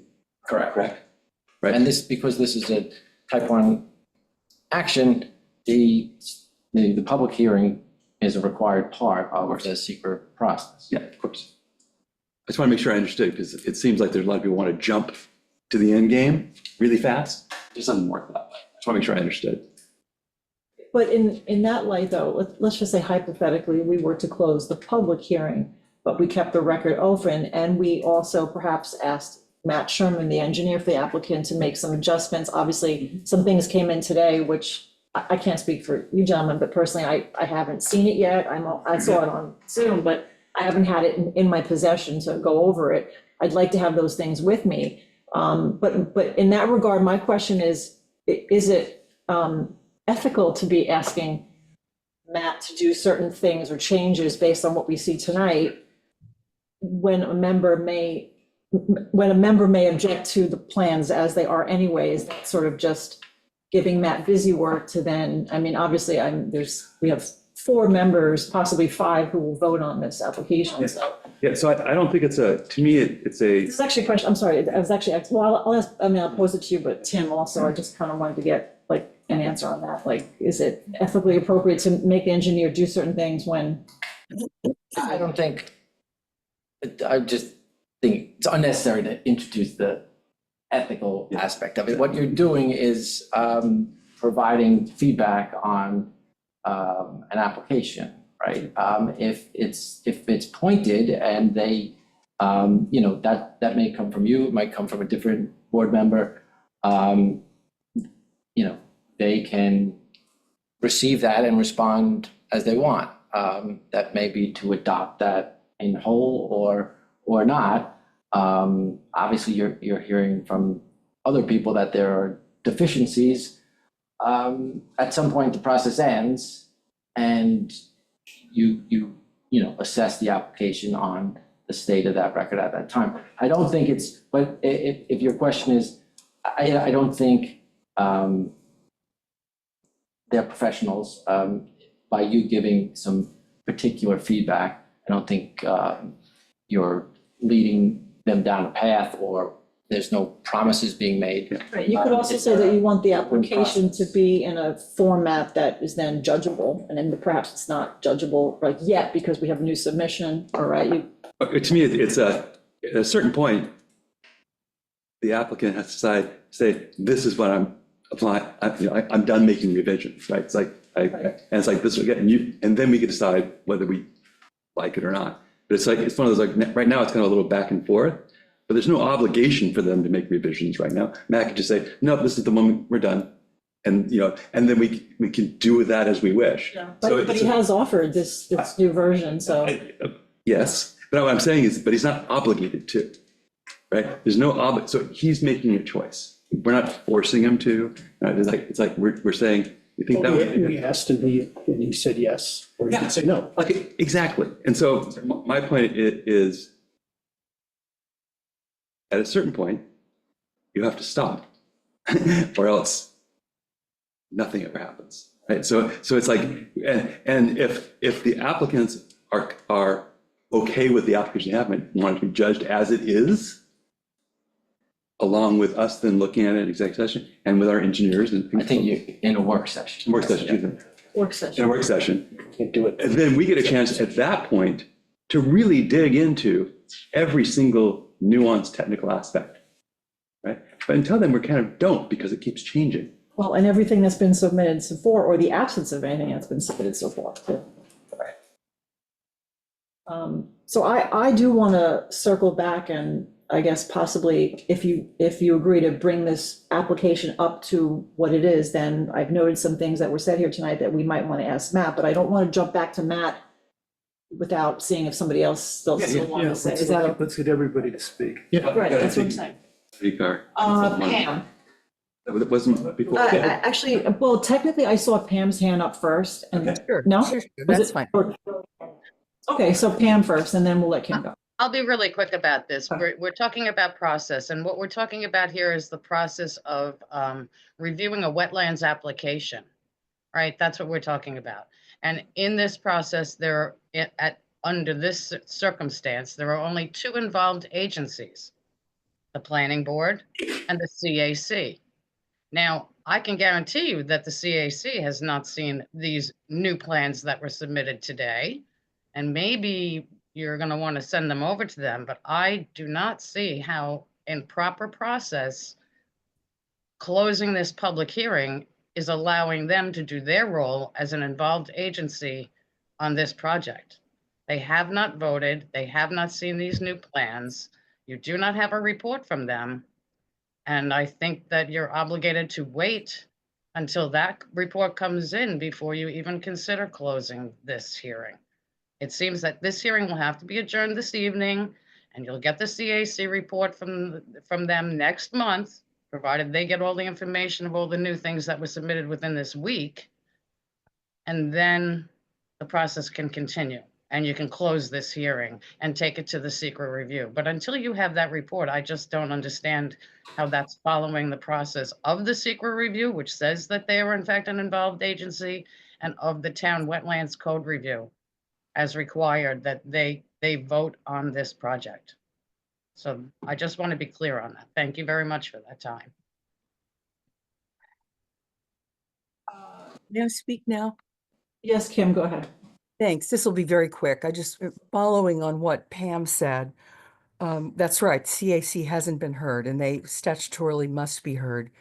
And let's not forget that you still don't have a final application. Matt's got to do some more revisions. Yeah, we have the new revision that's dated today or whenever, but he's still going to submit a new one. So there's no way you can close this until you get that final.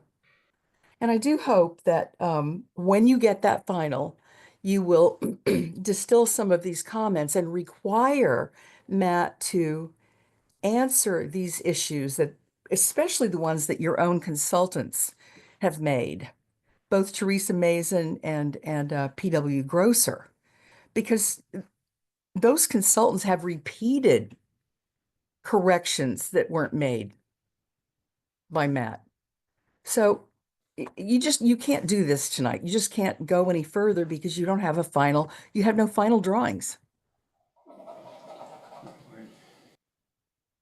It's just, this shouldn't be subject to debate. I don't mean to be harsh because the hour is late and everybody's heard a lot and that there's a lot before you, but in terms of process, you just can't go forward now. You've got, Matt needs to finish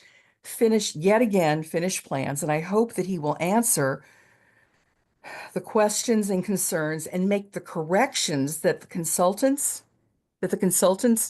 wanted, and that Joe, by the way, in Joe's report, he identified things in the EAF that were incorrect.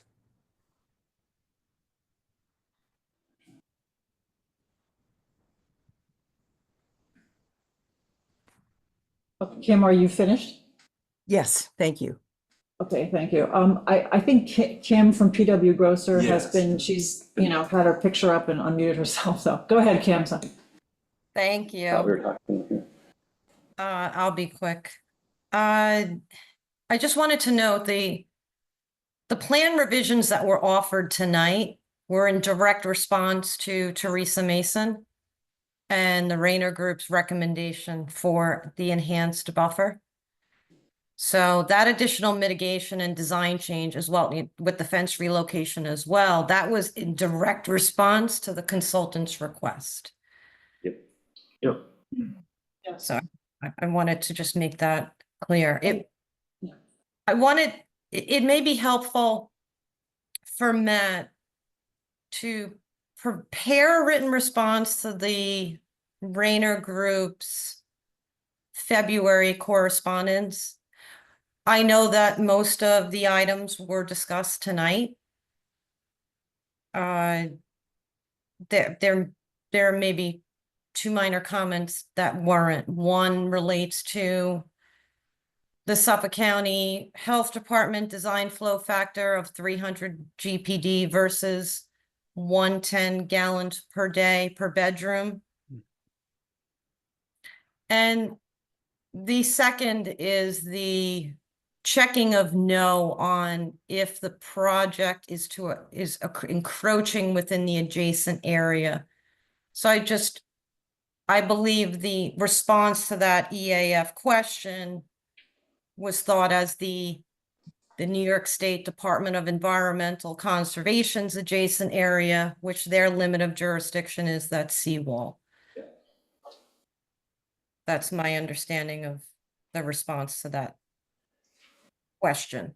But I will say in the supplemental reports, the applicant has acknowledged the encroachment. They have offered mitigation, and they have thoroughly addressed the impacts to wetlands. Of course, we have additional mitigation that was offered tonight. I believe also when Matt Sherman, when you filed the revised plans with the additional mitigation and design changes, to ask Teresa Mason to conduct one final review. Because again, these were the two main points these were the two recommendations of Teresa, and they're being addressed with what the applicant is proposing this evening. I think it would also be helpful to submit to the town the latest notice from the Suffolk County Department of Health Services. It's my understanding that the latest notice is only pending a response from the Shelter Island Heights Property Owners Corporation.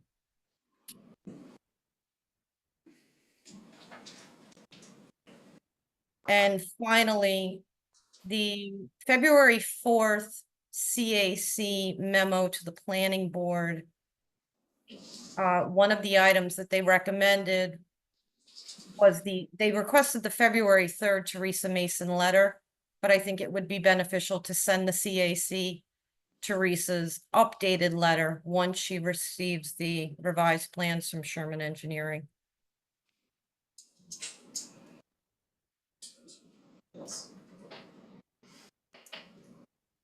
If you have any questions for me, I'm happy to address any procedural questions from the board.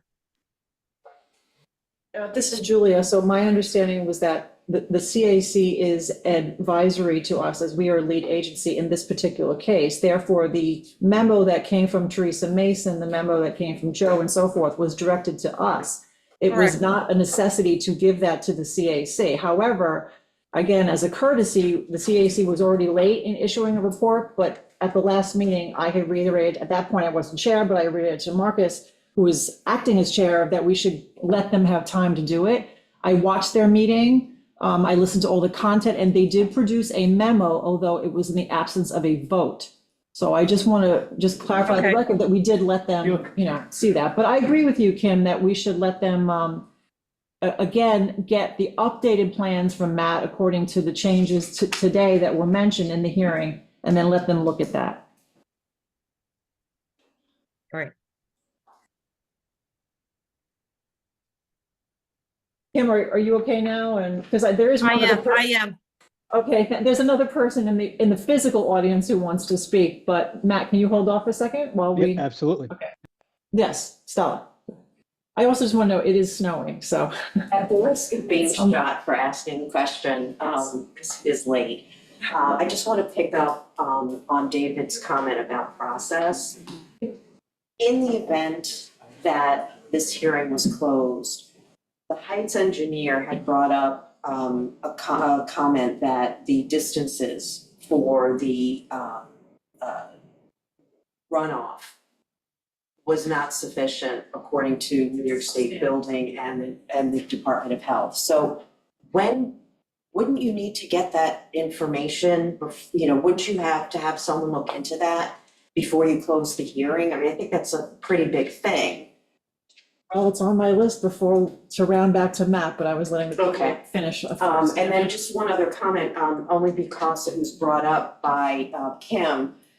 We are working with Matt about the sanitary plan. There is an example of another date. So we have now a sanitary plan dated January 31st of 2025. It still has one issue on it that needs to be corrected because there's a conflicting statement on it. So, we're definitely having comments, but there's another plan out there with a different date. Okay, and I'm assuming you're going to send that to the clerk too, once it's, or you're going to send it back to Matt, right? Yeah, we're working on it with Matt. Okay. Thank you. Thanks, so.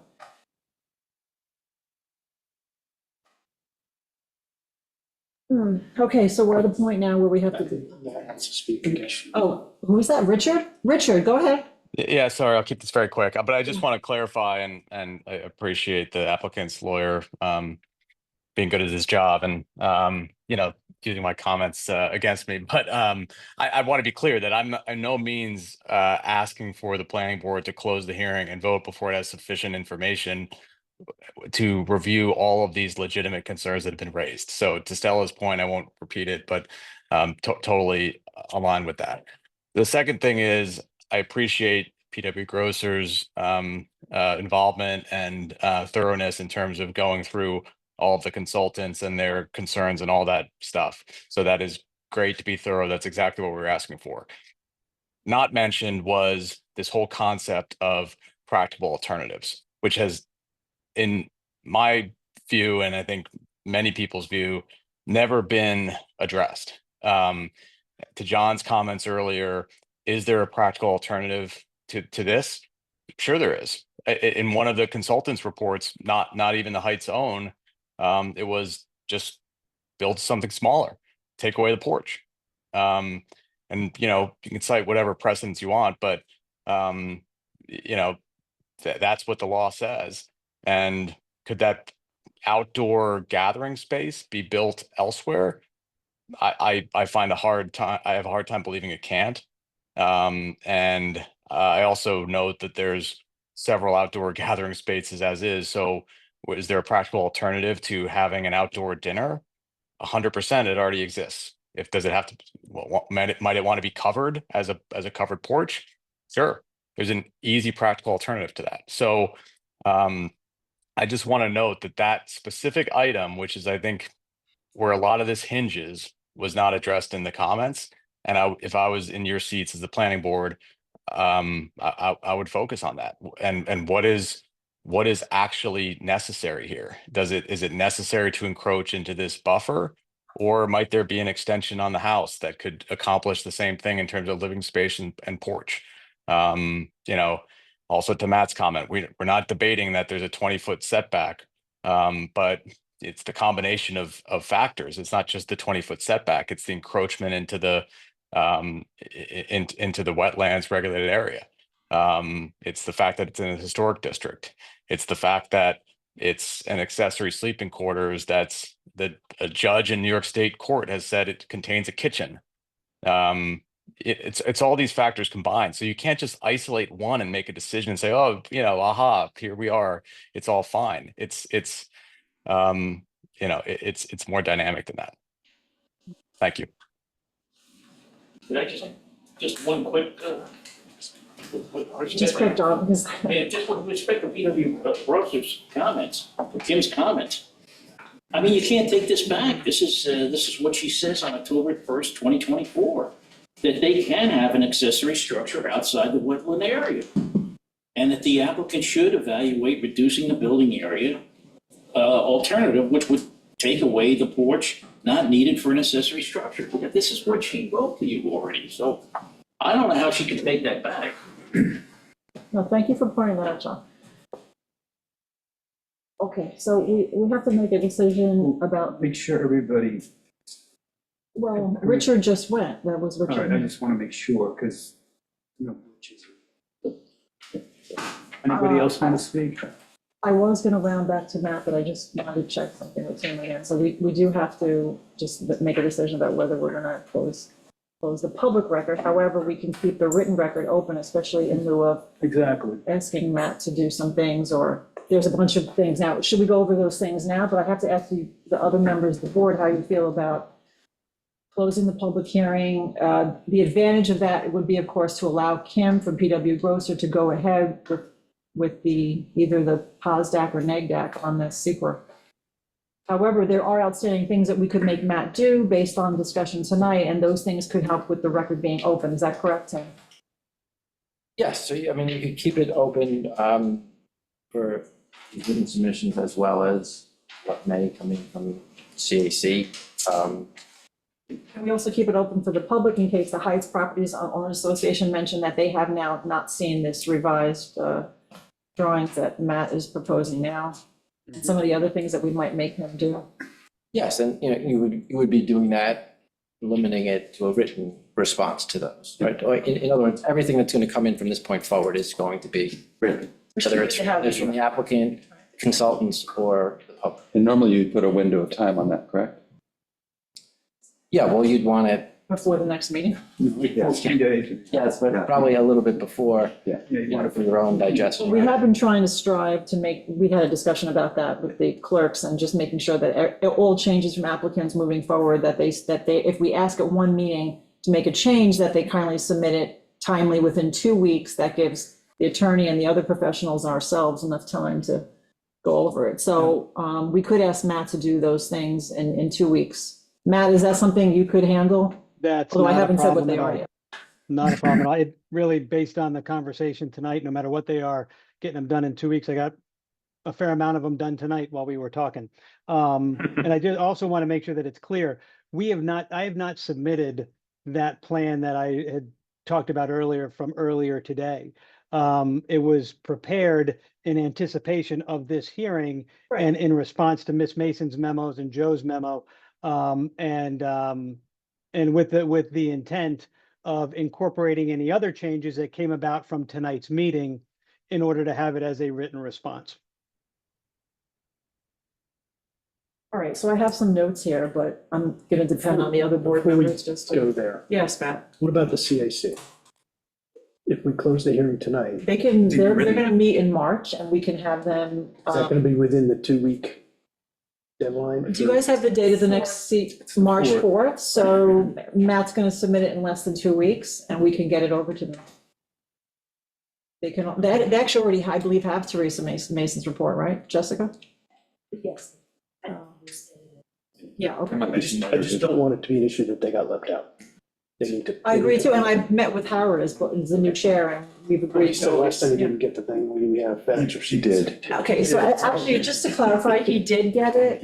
Perhaps he was mistaken, but Kim produced the receipt, and we actually found the email trail of where he did receive it, but still, I felt it was important to give him the courtesy of going over it.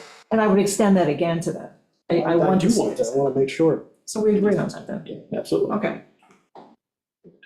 Yes, Tim? So you would want then, if it's 2 weeks for the applicant, obviously the public is gonna want to respond to what comes in from the applicant, so their time, Yes. their time for a written response. Post that up to, I don't know how much time there is before that, between Well, that. our next meeting, Yeah, So we can go through the dates. And it kind of aligns perfectly. So in 2 weeks, it's February 25th. That's for Matt. Then 1 week from then, March 4th, it's his meeting. okay, So the record can close for the public and for the CAC on 5th, which gives the planning board another week to review. yeah, I would like us to at least have a week to review everything, including public. Huh? When's our meeting? 12? The 12th, right? 11. Sorry, March 11th. And Or February. I bet you Matt can get it done faster than 2 weeks. Well, if you can get it in That would be earlier, a that would very be- safe bet. That would be a safe bet. Yeah. Yeah, which means everybody else have more time than that. which would be Yeah, I'll great. get you a PDF by Friday. Let's hear but let's make sure we go through, because I think, I want to go through that. I and we're think gonna have- Julianne wants to go through and make sure we I have some, now, capture it. I just also want to acknowledge that there's a lot here, and Lori, I appreciate this matrix. This is the kind of stuff I like. So, but it's gonna take, I'm probably gonna need a couple hours myself just to go through and listen to it again and go piece by piece on this, and I'm sure the engineer will also. So, I personally think that Matt should look over this matrix. There were a number of previous, changes, and it is confusing. I know Matt said everything in the January 17th, 25 is the latest, the key thing you want to remember. But I am inclined to find this confusing myself, and I'm up on the material as much as you are. So if I find it confusing, everybody else does too. So I'd like to give Matt an opportunity to maybe go over this matrix, go over the revisions, or the claims that some of the things are lacking information.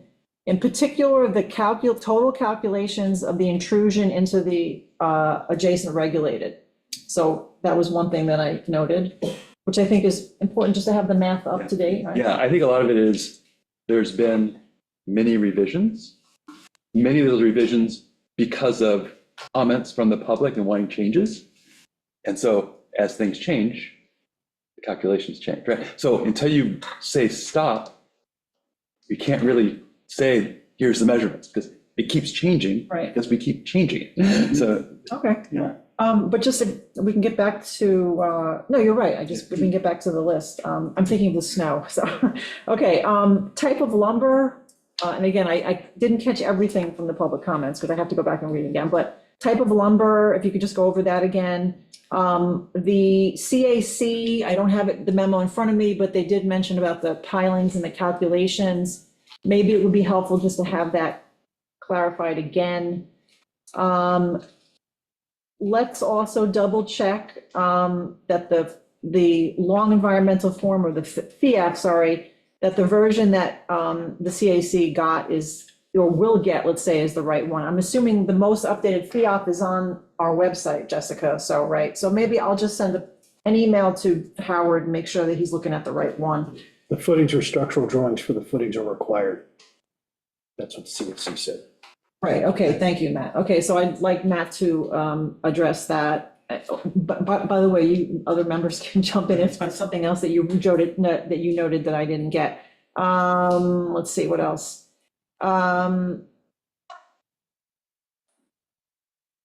Also, what was mentioned about the dry wells not being up to state standards? I think that was brought up by Lori. Yeah. So Matt, I'd like you to address that as well. Yeah, I'll address that. That's easy. Yep.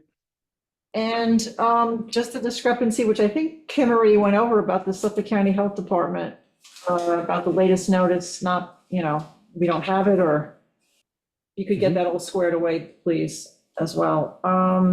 But again, I just want to reiterate, I think this matrix is very helpful. And Matt, if you could just go through it and, maybe you can just put some notes in on that last revision and just note everything to make it clearer for the public and the board members. Yeah. I think it's a good tool, so. All right, I'll just need the town to forward that to me. Yeah, well, I only have a hard copy too, we just got it We tonight, so. have, she said she could send it to you electronically. Yeah, she's gonna send it electronically, I'll also have Jessica forward it to you. Get it to the clerk. Is there anything else, gentlemen, that I missed, or, because it was fast? No? And again, this is just to have the application to a form, either lacking something or substantiating something. It's just the version that we're going to use when we have our, when we make our decision after Kim completes her. Last meeting, the big thing was the water capture of the runoff. And I think that's mostly solved. I mean, they're doing for a 4-inch rain event, right? Well, that we'll discuss. that's- Let's save that for the work, That's working session. after we get the final. See what the final is. It's like, that's what I want to Okay, be. so are we saying that, so I'm asking the other members to give me input here. Are we saying that we're going to close the public record and just, close the public hearing, but keep the record open for the things that we stated, and also for the public and Heights Property Association, any of the neighbors, anybody else in the public who wishes to submit? I would love to make a motion to do that. I agree. Yeah, well, I'll second, if you're making a motion, I'll second Well, it. so you want to make the motion? Go ahead. I'll make the motion that we close. To keep it open for 14 days? Keep it open. Let me use the words. I can make a motion, we close the public hearing, we leave it open for the applicant to respond within 2 weeks with updated final drawings, and then written correspondence only until, was it March 5th. March 5th? That's Wednesday. And we will close, and then we'll close the written, and then we'll go into our working session at our next meeting. And then we'll also go over Kim's comments. Okay, I need a second on this motion. Matt Fox seconded. All in favor? Aye. Aye, and that motion is carried. Okay. Okay, so that's that hearing is closed. 22. Close the meeting at 9:20. Now we have our working session. Wait, take a deep breath. We're gonna, okay. All right, so work session. Okay, so SH 29 West Neck LLC lot line adjustment. There was a note that we found some old correspondence from the applicant's attorney saying that the maps were filed with the Suffolk County clerk's office. However, our clerk, Jessica, and Christina both, I think, investigated this and determined that we don't have copies here. So while it may have been filed with the clerk, we also have to get those maps. So that's deeds. Deeds, yes. Maps in them, but okay. So we're just gonna wait on that. All right, the Elliott Basman lot line adjustment, that, Matt, I believe that's, you sent us correspondence asking for, some extension on that. Yeah, an And extension. our clerk let you know the fee for the applicant, I think it was 180 or, Whatever it was, yeah. I'll send that in for that one, and I got another one as well. Yeah. so I'm just so Matt did send the request, he's also going on record now saying that because that expiration date was today, so as long as he got it in before the end of the meeting. The same thing, a little bit under the wire, made it, okay. The other thing, item number 3, which is the R&B Shelter Island LLL, lot line adjustment, that was the same issue, right, Matt? No, we just Yeah. got the deeds. Didn't we just get those deeds? Yeah, I just submitted the deeds for just- that, he but they just need to be submitted it. reviewed Just by did. your attorney. Yeah. Yeah, but technically, since you haven't had time to review it, they came in today, he has to ask for an Yeah. extension, because the expiration date, am I correct? Yes. Yeah. Yeah, so Matt, the expiration, so our attorney just got them today, that's a little Yeah. late, so you're gonna have Yeah, yeah, to, yeah. do you want to go on record making that extension? I did, and I Asking for- sent I thought I sent in a extension request earlier as well, I believe. Okay, I only saw the one, so I You sent apologize, two. but, okay. It was both there, okay, no problem. Yeah, All good. right, Borough Hall, Lane LLC lot line adjustment, they have until April 8th, 2025, so we're still waiting on the recording of those deeds. Defoe and Shearer lot line adjustment is the same thing, and those applicants have until June 10th, 2025, so they're, okay. All right, moving on to our subdivision applications. We have the Bloom Minor subdivision, they asked for a request, right? They have until, well, actually, theirs expired on January 14th. Didn't we do the extension? We did extension. Didn't we do that? Ended earlier this evening. Oh, right, because I jumped ahead Yeah. because you were late. Thank you for the, okay, good, okay. Yeah. Just forgot about We're that. Okay, West Neck Creek Cottage LLC subdivision, they have a deadline of April 8th, so they have time to submit the final application. Fowler Trust Major Subdivision, We just approved. we just approved earlier. Yeah. And I'm just going to jump to number 5 for a minute with the town liaisons here. No, just quick, don't worry, really quick, because White Performance Maintenance Bond, where did you guys leave that? Like, It's the town board. all right, so we're not. I'm Yeah, not just even- take it off your list. All right, Crescent Beach LLC, so. No, we can't take it off our list because we have an obligation to review. Yeah. We have. All right, leave it off. We'll ask you every month. I'm sorry to make you wait, so. So we just have, We're not. Oh, your job. Joe, our engineer, has, he also prepared a memo, so you can go over that after he's done. Yes, go ahead. I read Joe's memo. I'm sorry, John Benner for the applicant. Nice to be here, as always. I read Joe's memo, and I'm hoping that, and I don't expect any responses to this at all this evening, because that would be pretty presumptuous of me.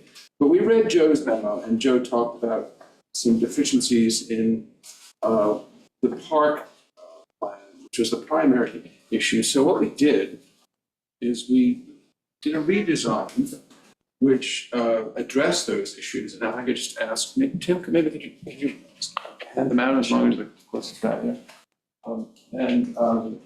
If there aren't enough, my apologies, I can have some more. But Joe's main concern was that the original park design intruded into the wetlands setback. So what we did was, hold on a second. What we did was we came up with 2 alternative yield. A, B, and U. There's like, it's only, There's just one thing, right? no, it's 3 different documents, 3 different versions. There's only 2 copies. Oh, okay. Oh, okay. So what we did was we came, and thank you for letting me just talk about this. I don't expect any reaction tonight. I just wanted to familiarize everybody with what our thinking is on this, and where we're going. It should be 3, hopefully what you have in front of you is 3 different Yeah, sections. so version A, version B, and the Oh, thank you. conceptual yield plan. Okay, There's yeah. 2 copies of all.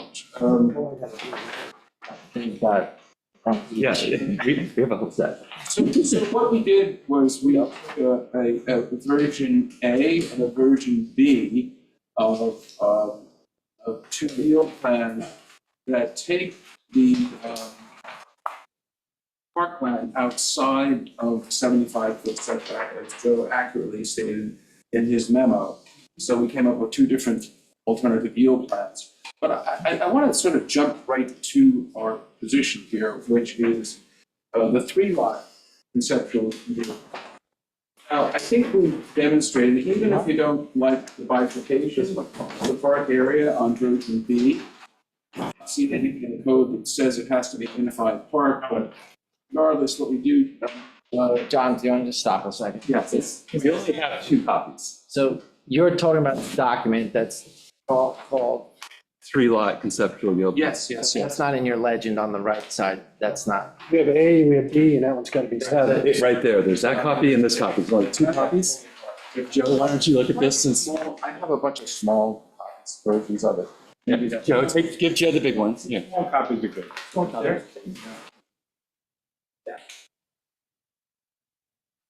I'll make sure Joe sees it. That's what I was most worried about. I mean, that's staple. It's even better. So I think I don't want to put anybody on the spot. I'll ask Joe and the board to look at whether or not we Beautiful stuff.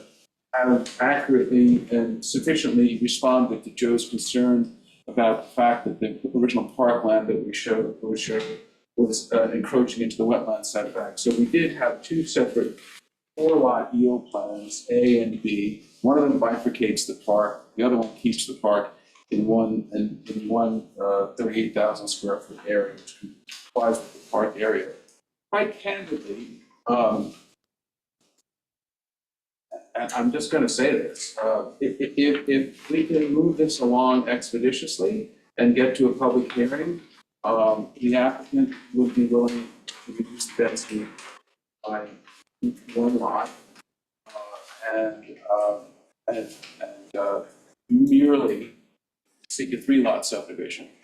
But I don't know how to say this other than, in most municipalities, you can trade, and in some, even specifically in some, for example, the Southampton town, you can trade density for speed. So we're more than happy to amend the application to create only a 3-lot subdivision, but in exchange for that, we'd like a commitment to schedule a public hearing and get the process going. And I'm not asking you for you to do that tonight. I'm not asking for a determination for that tonight. That would be very, very unfair for me, because you're just looking at this the first time. This is the first time I'm offering it.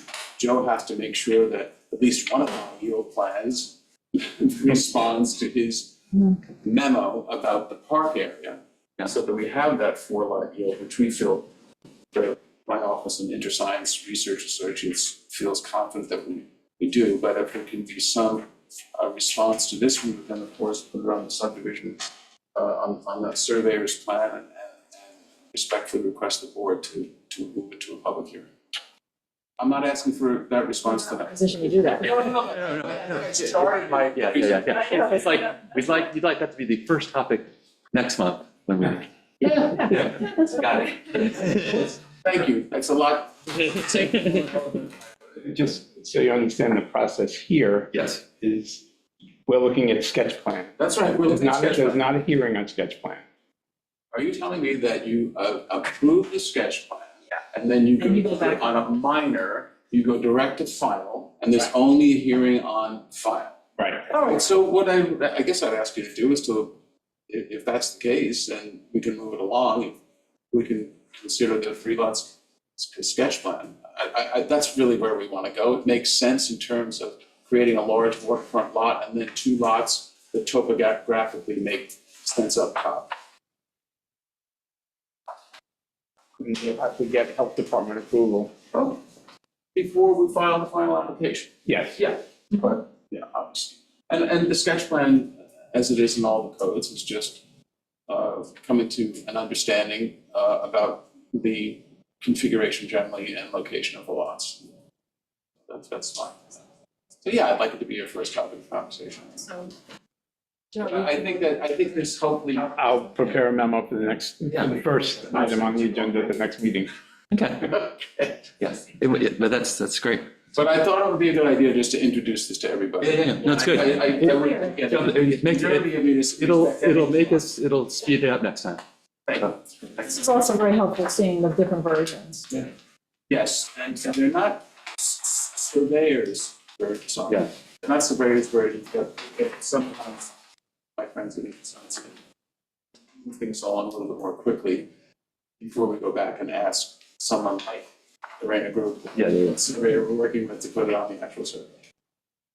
Can you submit electronic copies, versions of each of these maps? I'll have John over to sign. We don't wait for them. Oh, you know what? All right. I get, Joe, did you, I guess in light of their looking to now submit something different, 4 to 3, did you still want to?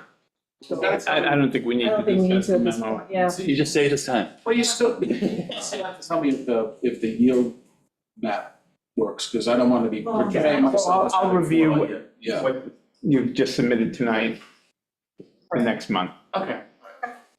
before next month. That's it. Okay. Great. And if I showed any physical display or having to wait, I was just being concerned about. Yeah, we're all concerned. Tim, you've got to get on it.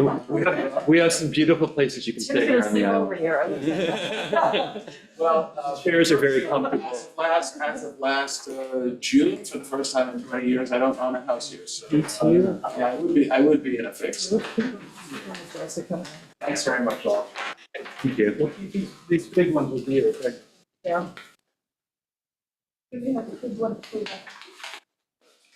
I'm sorry? Thank you, Joe. Round up the bigger. Yeah. Yeah. There's a full set here. 2, 3, there's 2 sets. The third of, one of them is right there. Yeah, the other one's right here. And that's a full set, and that's the third. Yeah. I'll keep it. I like that.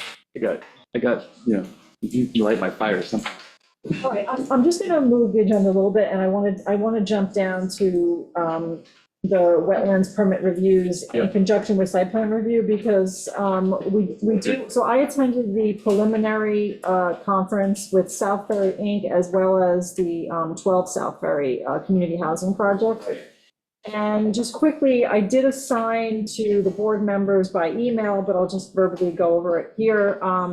So we are asked, again, we are not lead agency on site plan review, we are only advisory. So our task was particular points in the site plan review. So at the preliminary hearing, all the interested departments were sort of, we divvied up the jobs on who's going to be doing the analysis.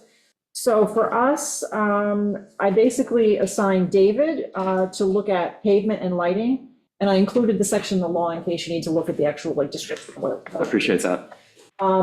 Actually, in that email, I put everything, all the links, the documents, everything, so you have everything at your disposal. Marcus, you're going to go over parking and landscaping. Matt, the size of the project and existing development. And for myself, Julia, I was going to go over natural features and adherence to the comp plan, which is what I usually do.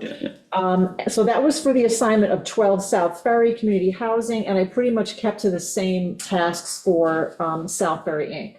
So just to clarify, South Ferry is doing a wetlands application and also asked to do site plan review, so there's 2 things. So since I just assigned those tasks, you'll go back to those and then we'll move the discussion. Joe look at the site? No, we're just advisory. So Joe just does our other, lot line adjustments and subdivisions and all that. What's the time frame? I don't know if I'm ever seeing when we need to have these in by.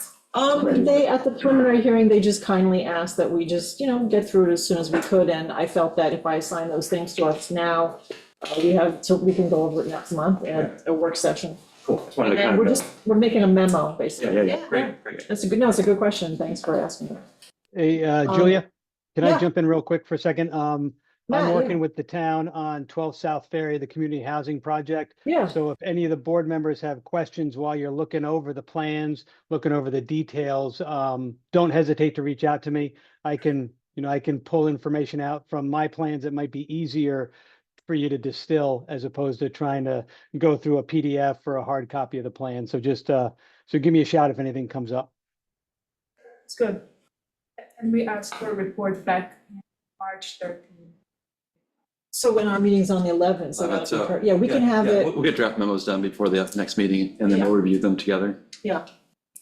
I actually started just the skeleton, Yeah. so we have, and then we'll fill in with. Okay, so that was just two things I wanted to just get through really quickly. And then, okay, so Gardner's Bay Country Club, the town board is lead agency on that for, and they were actually waiting for our memo. And in the confusion of changing chairs and whatnot of things that were going on in the last meeting, it occurred to me that the memo was complete. We just actually hadn't sent. So that document is now in the town board hands. I believe it's on the record. It's probably listed. So I'm not going to go over our memo, but it is there for you to read. It's pretty self-explanatory, what the concerns that we had, and it's right on there. So. Yeah, we covered that in December, wasn't it?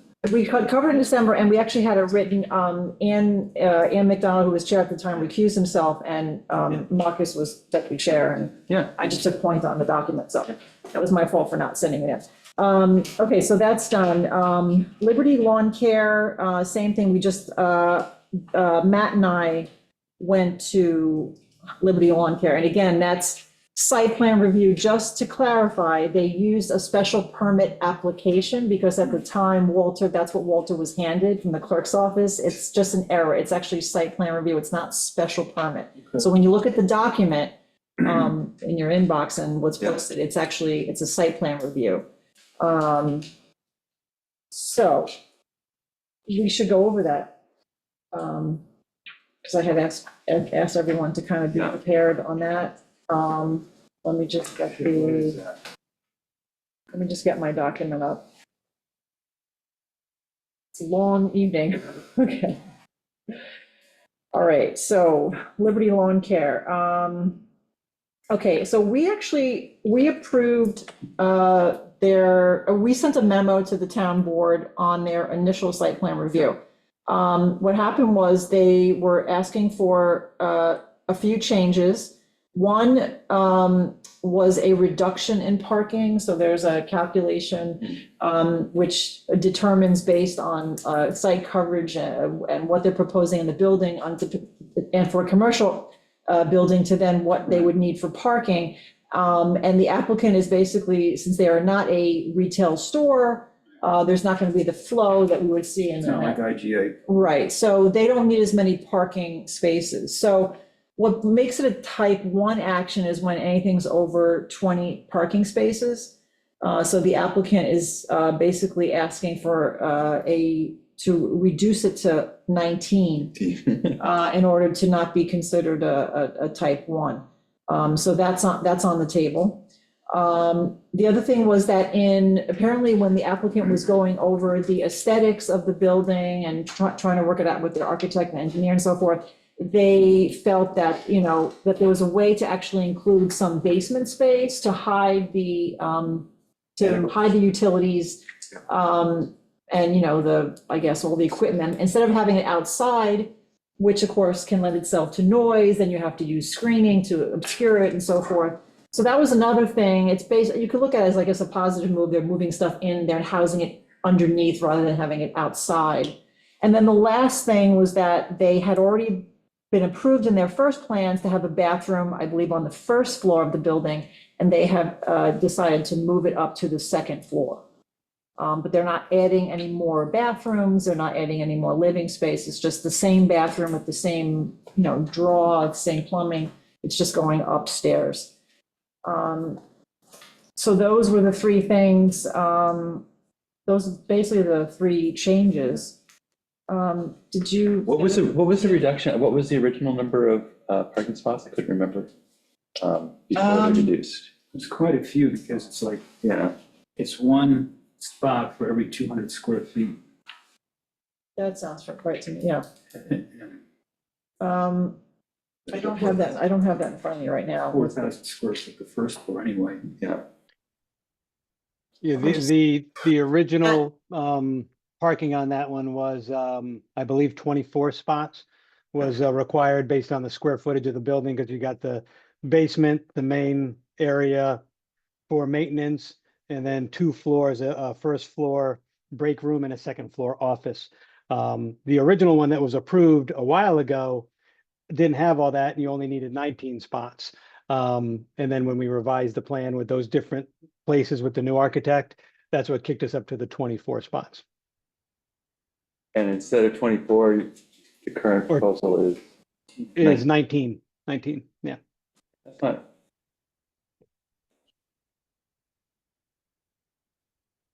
In my summary of just, did I miss anything, or you can always add No. if I neglected No, to that was say. good. Yeah, no, you got it. It's the only difference is like you said, the bathroom goes up to the second floor. The first floor is like a break room. The second floor is an office. So it's, they're just making a little bit better use of the space than what the original design had. You know, the aspects that we're usually asked to look at are things like, you know, circulation and parking, landscaping and screening, pretty much the same things that were assigned on the other site plan review. Existing development comp plan. So I looked that up, basically in the 94 comp plan, which is the only one that we have to follow right now. Yep. Further goal is protection of the island small town community way of life, rural character, natural resources. This requires continued matching of the use of the land to the land's natural and visual qualities. They addressed all those things in their first site plan review.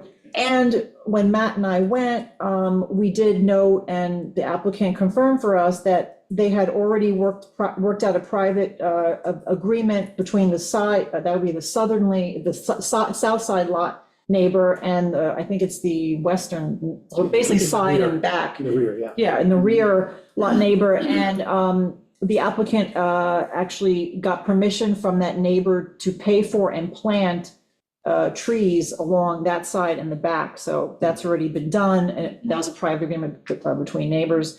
So that was one thing, and then it is in B zone, which is business. Yeah, you can do it one. That's right. Yeah, so I think like a lot of these things have already been addressed. I think actually in putting things in the building, in the basement, that's actually huge. Yeah. Because that'll, from lots of things, it's like the wear and tear on the equipment will be less, right? Because it'll be inside versus the weather, and it'll be quieter, which would be. You won't see it outside. You won't see it outside, so it's less, it's like, and it gives you more space. You don't have to worry about, you have limited space for parking, but frees up just stuff around the. Matt, the parking, is there, being on a state road, is there any like state requirements for that? We've got a DOT curb cut that was approved several years ago. Yeah. We've applied to renew that approval. And we just submitted all the insurance paperwork and all that stuff recently. So we should be getting that DOT approval back out, I would But they assume don't- within the next couple of weeks. They don't need a number of parking spots. Oh, no. No. Okay. No, once you're off the roadway out of their right of way, then basically their review and their responsibility ends. So all of the on-site parking and stormwater and all that is all town-driven requirements. Yeah, I have here the choice to house mechanical maintenance equipment basically rather than outside could contribute to further need to screen and abate noise disturbance, which is just like what David said. The only thing, I'm just playing devil's advocate, like if the property's ever sold and they only have 19 spaces, I guess at that point, the next applicant would have to apply again. You know, maybe there should be a change in the code, because there's different kind of retail. You know, if you're IGA, you need a lot of parking spots, but if you're a landscaper or, you know, a concrete guy, you don't need so many parking spots. Yeah. Could you do a covenant on use of the space in some fashion? I'm just trying to think about, is there, basically you want it to be not a high traffic area, or you don't want it to be like a retail establishment, right? So if you did it, that would, then the parking would be a problem. Well, you can put something in the code like low traffic retail. And changing the code is going to be a We're not gonna do 12-year process. I'm trying to figure out what we can do about this application that would make it, you know. Is the basement included in the calculations? It is on the new site plan. And is there a use in the basement, or is it just Just- ancillary storage? It's I mean, it says I shouldn't, non-living we should let space. Matt answer. I mean, I'm basing on what I read, Non-living but space for mechanicals to be housed. yeah, right Yeah, now. it's just mechanical and unfinished storage. So it is incorporated because it's part of the gross floor area. But I think in terms of parking, that area can be eliminated. You're not generating, if you had desks down there because there was an office or something, and people were using that area, then you would need parking. But if no one is using that particular area, it's just ancillary space, somebody who is in an office upstairs might go down, maybe there's a file cabinet down there. But you wouldn't need to count that in parking, at least in most other places. So that would be a justification for Reducing. allowing or granting the lesser spaces. Mhm. Is there anything else you can think of that you want me to add in the memo? So again, that was the only thing I came up with, like what happens in the future if there's only 19 spaces and then it becomes another like retail store or like a restaurant. In some cases, we've got like Leon where parking is inadequate and then other places where They it's got good. room in there to add space. Actually, Julia, let me I mean, jump they would back just- on here real quick. Yeah. Let me, I led you astray just a second ago. I was Okay. going back looking at the design drawing for Liberty Lawn Care and the gross floor area that we used of just over 4,800 square feet is the storage area, the break room, and the office. It does not include the basement as unfinished storage and utilities. So I just want to make sure that that's clear, that 4,800 square feet is for what is above grade, not what is below grade. So in theory, by code, it's 24 spots is what you should legally be required.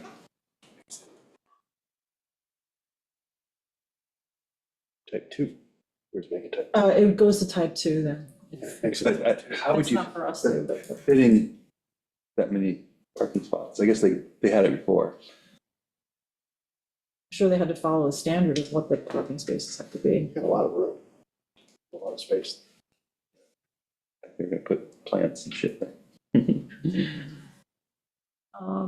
I do want to recognize, like, Stephen Jacobs, I know you've had your hand up for a while. Did you want to say something or?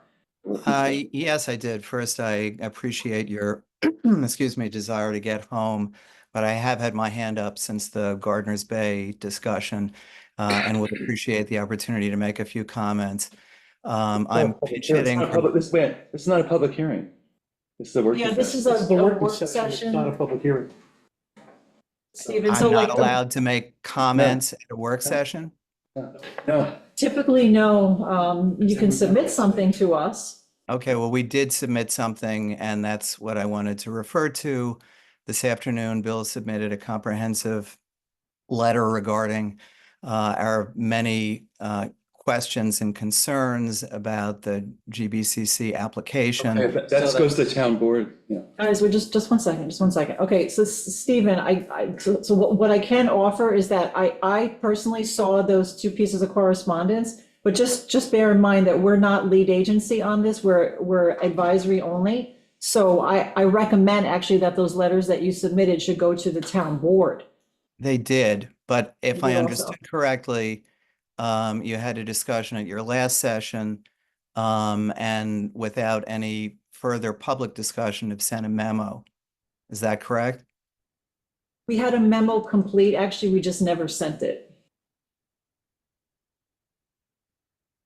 I'm sorry, when it was complete when?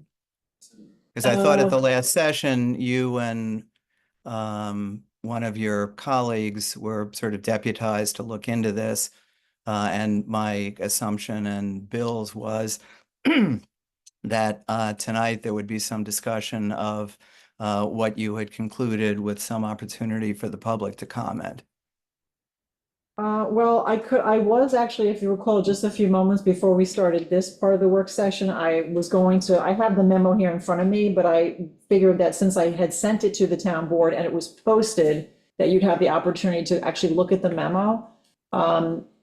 I mean, I could certainly go over the concerns we had, but some of the concerns were already reiterated by other people as well, so. Okay, well, we will obviously look at your memo and comment if we think appropriate. That'd be great, yeah. We would urge that you take a look at our work also. Yes, I've actually watched the town board meetings where you've spoken about it, so. No, I'm talking following. about the letter that Bill circulated this afternoon, which I believe he emailed to each of you, as well as the members of the town board, other relevant committees and town officials. Yes, we did. It is in the town board's hands. It is out of our hands. Our work is done on Veterans Day. Yeah, Stephen, I think it would be a different case if we were lead agency on it, on doing site plan review. Then I would say that we'd hold a public hearing, we'd have you, come in and read the letter and so forth. But since it's a very minor, it's just advisory for us. And I think if you read our memo, we had some concerns and we put those in there. I look forward to reading your memo. Thank you and safe travels. Yeah, thanks for coming on.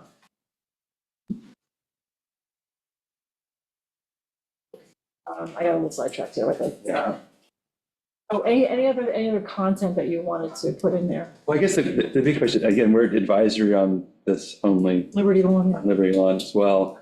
I think it's really going to be, since we're advisory, it's up to the board to decide whether they're okay with doing 19 versus 20. It's like, I don't think it's a bad thing, but I think there's something about making it, what I would worry about, as you express, in the future. Right, so let's put Yeah, let's put something in there that expresses that and let the board decide what they want to do about it. And if it does change, they only need 5 of the spots. Right. There's plenty of room there, like Matt So just said. to work out how that would happen with a new owner, let's say, okay?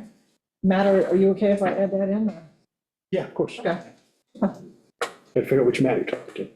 Oh, sorry, yeah, Matt me. Fox, our Send it Matt. to me. Okay. All right, so I only had a skeleton, and I will take our comments from tonight, and I'll put that in a memo and get that off to the town board. Perfect. Yeah. Okay? That's all right. All right, Liberty Lawn Care. David, I wanted to ask if it's okay, since we already, it's basically to put the wetlands and the site plan review in the same thing, and that you and I still go to the site. Are you fine with that? Yeah, We were we kind of assigned ourselves to that before. That's totally fine. And then I need to assign 2 board members to go look at 12 South Ferry I'll Road. do that. Boots on the ground, yeah. Marcus and Matt, do you want to go with them? Sure. Probably good, 'cause I have a slight conflict then. I was going to say, just a slight. Matt, you going with me? Yeah. Yeah, okay, so Matt and Marcus will go to that one. South Ferry's David and I. Okay.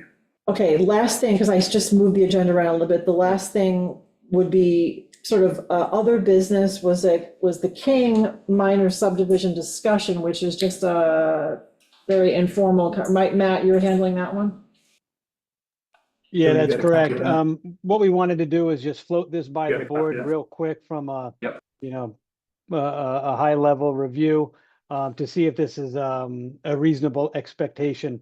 And if so, then they'll get the survey work done, wetlands flagged and all that stuff and put in a sketch plan. Basically it's 2.5, just over 2.5 acres on Cartwright Road, and they want to split it into 2 lots. Lot 1 being on Cartwright Road with 130 feet of road frontage, and Lot 2 being a flag lot behind it with 20 feet of road frontage. Lot 1 would have just 52,500 square feet basically, and Lot 2 would have a yield, when you take out the flag lot and what I'm estimating wetlands to be, it would have a yield of 51,200 square feet. So both lots would be over that 40,000 square foot minimum for C-zone. You'd have the enough road frontage on Lot 1 and Lot 2 being the flag lot, and assuming the wetlands are in the same general location that we're estimating them to be. To me, it looks like it's a pretty good layout, but I just wanted to see what the board thought about it. I think it looks. Joe, do you have any, just, I went on. This is like the, preliminary, just rough discussion. I went on the New York State DEC environmental mapper to look at the wetlands. And, you know, they don't seem to encroach much more than what's shown on this plan. But, you know, a precise limit of wetlands will have to be shown on the map. Topographically, I checked Suffolk County GIS. It's, the elevations are in the 20s when you get on Cartwright Road, and it slopes down into 10 and less as you get to the back of the lot. But there are no steep slopes or anything that would affect building on the lots. So they're buildable as far as you can say, like. Yeah. The only thing I saw that I thought was, okay, because so much of lot 2 is basically, a lot of it's going to be within the wetlands or adjacent, you know, the adjacent area. Would it make any sense to make lot 1 slightly smaller, to make lot 2 a little bit bigger, just so you can have, lot 2 seemed very small. That was kind of just my gut when I looked at it. And I'm sure, you know, they can do whatever they want, right? Just in keeping away from the wetlands, they're gonna have to. Yeah, and so they'll have to scrunch it way over on the side. It's actually a good point. And so my thought was like, would you want to maybe just scooch? You don't have to give up a lot, but that could make a big difference in the value, actually, I thought, of the second lot. I'm just thinking, it doesn't matter, but I just thought it just really limits what they can do in lot 2.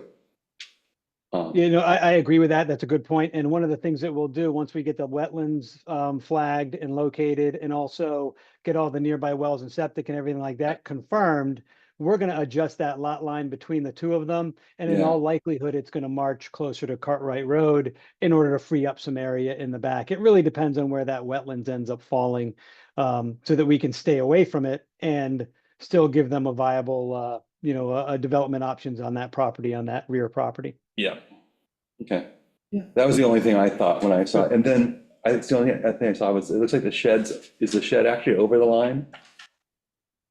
It's over the setback line. I think the shed is like 8 feet and change from the side yard line, the existing side yard line, and code in that area is 10 feet. But it's, you know, it's a pre-existing non-conforming thing. I got to look to see if there's a, if there's any permit on file with the building department for that shed. That's one of the things we're going to look into. Yeah, that was the only other thing I know of note that I saw. Good. Otherwise, Marcus looks good for you, except for what? Yeah, it just, I think it's just 2 lots, you know, they got plenty of space. Yeah. Relatively small chance of getting hit by an airplane. You're okay. Not too bad. Yeah, it's off enough to the side. It's small, but it's never zero, right? Yeah, I would say one of the that, other you can key- go ahead then. You can go Okay, ahead and good, start thank you. putting it Yeah. together. That's what we'll do. I'll start getting things ordered up. And one of the other key things that we're going to be asking for, because this is a 2-lot subdivision and it's not in the near shore overlay, we are going to ask that the parkland requirement be waived. We've done that on several other small applications, you know, 2-lot subdivisions like this. If it can't be, we can work a parkland into it, but it will also, you know, that would end up infringing on some of these, some of this building area, but we'll cross that bridge when we come to it. Right with that. Good. Thank you. I appreciate it. All right, thank you. I believe that is it. Ludeman. Oh, Ludeman, hold on, Ludeman, right. We're still thinking. Yeah. All So right, let's go ahead. Marcus and I visited the property a couple days ago. Yes. It is Sorry to a get you happy. single family, Sorry. single family home, Yeah. Yeah. built probably in the 50s. As Marcus eloquently put, has seen better days. They are proposing to replace it on the same footprint. There are 2 decks that will be covered as opposed to open like they are now, but they're still within the footprint. It is all in the, basically it's in the 75-foot, almost the whole thing is. It's in the VB and It's the. the VB and the Aero. But it's existing, it's already there. They're going to do an existing, no change to footprint. Yeah, no change of the footprint. They've already installed a clean IA system. They got DEC approval for the project back in November of 2023. It's not a monstrosity, it's Oh, I have no change in. no change in size. 1 story. one story, It is going from 15 to 22 feet, but that's still It's within. got dormers, so it looks a little Yeah. bigger, but it's, Yeah. because it's all vaulted ceilings inside. yeah, so, we didn't see any problems with it. I mean, they're doing it by the book. If only all applications could be like Yes. this. Okay. Let's see. Yeah, they're not doing any excavation into the basement more, any different? They're using. No, they're not replacing the foundation. That's great. Did you also notice how they're doing the runoff for a 4-inch rain? 4-inch, which yep. I personally think should be the, Put that in there. Yeah, and what I forgot to mention is it's gonna be a new house. It's code compliant and be energy efficient. Sorry. So, And so where they're raising up the decks to put the porch, that is in the setback, so they have to go through the ZBA approval process for that. see that too. Matt, did they do that process? They got most of the way through the ZBA, and then the town decided to hit pause on ZBA and then have them come through the wetlands so that the ZBA doesn't tie the town board's hands in the wetlands review. And then I guess they're gonna get the wetlands review up to the point that they can have both of them go to conclusion at the same time. Kind of a new way to be doing these applications that have both ZBA and wetlands components so that it can be more of a collaborative review. Makes sense. I mean, as long as, yeah. It's a clean wetlands. Now, like in terms of the well pump, you do recall that in previous Silver Beach applications, we've asked people to do this slow. So, yeah, we should put that as, Saltwater intrusion. yeah, Yeah. let's put that in our memo. I'd like to put that in there again, because we have a lot, I'm on the SBA board, and we have a lot of flooding emails come in. Sorry, you have a conflict of interest. Is that- I'm on the SBA board too. Yeah, but no, I think that should go in the memo. Okay, so I'm gonna add that in, so. That all seems fine. Everything else seems fine? Done. Okay, I think we're good on that one. So I'm gonna make a motion that we close the meeting. It's 10:05. All in favor? Aye. No, wait a minute.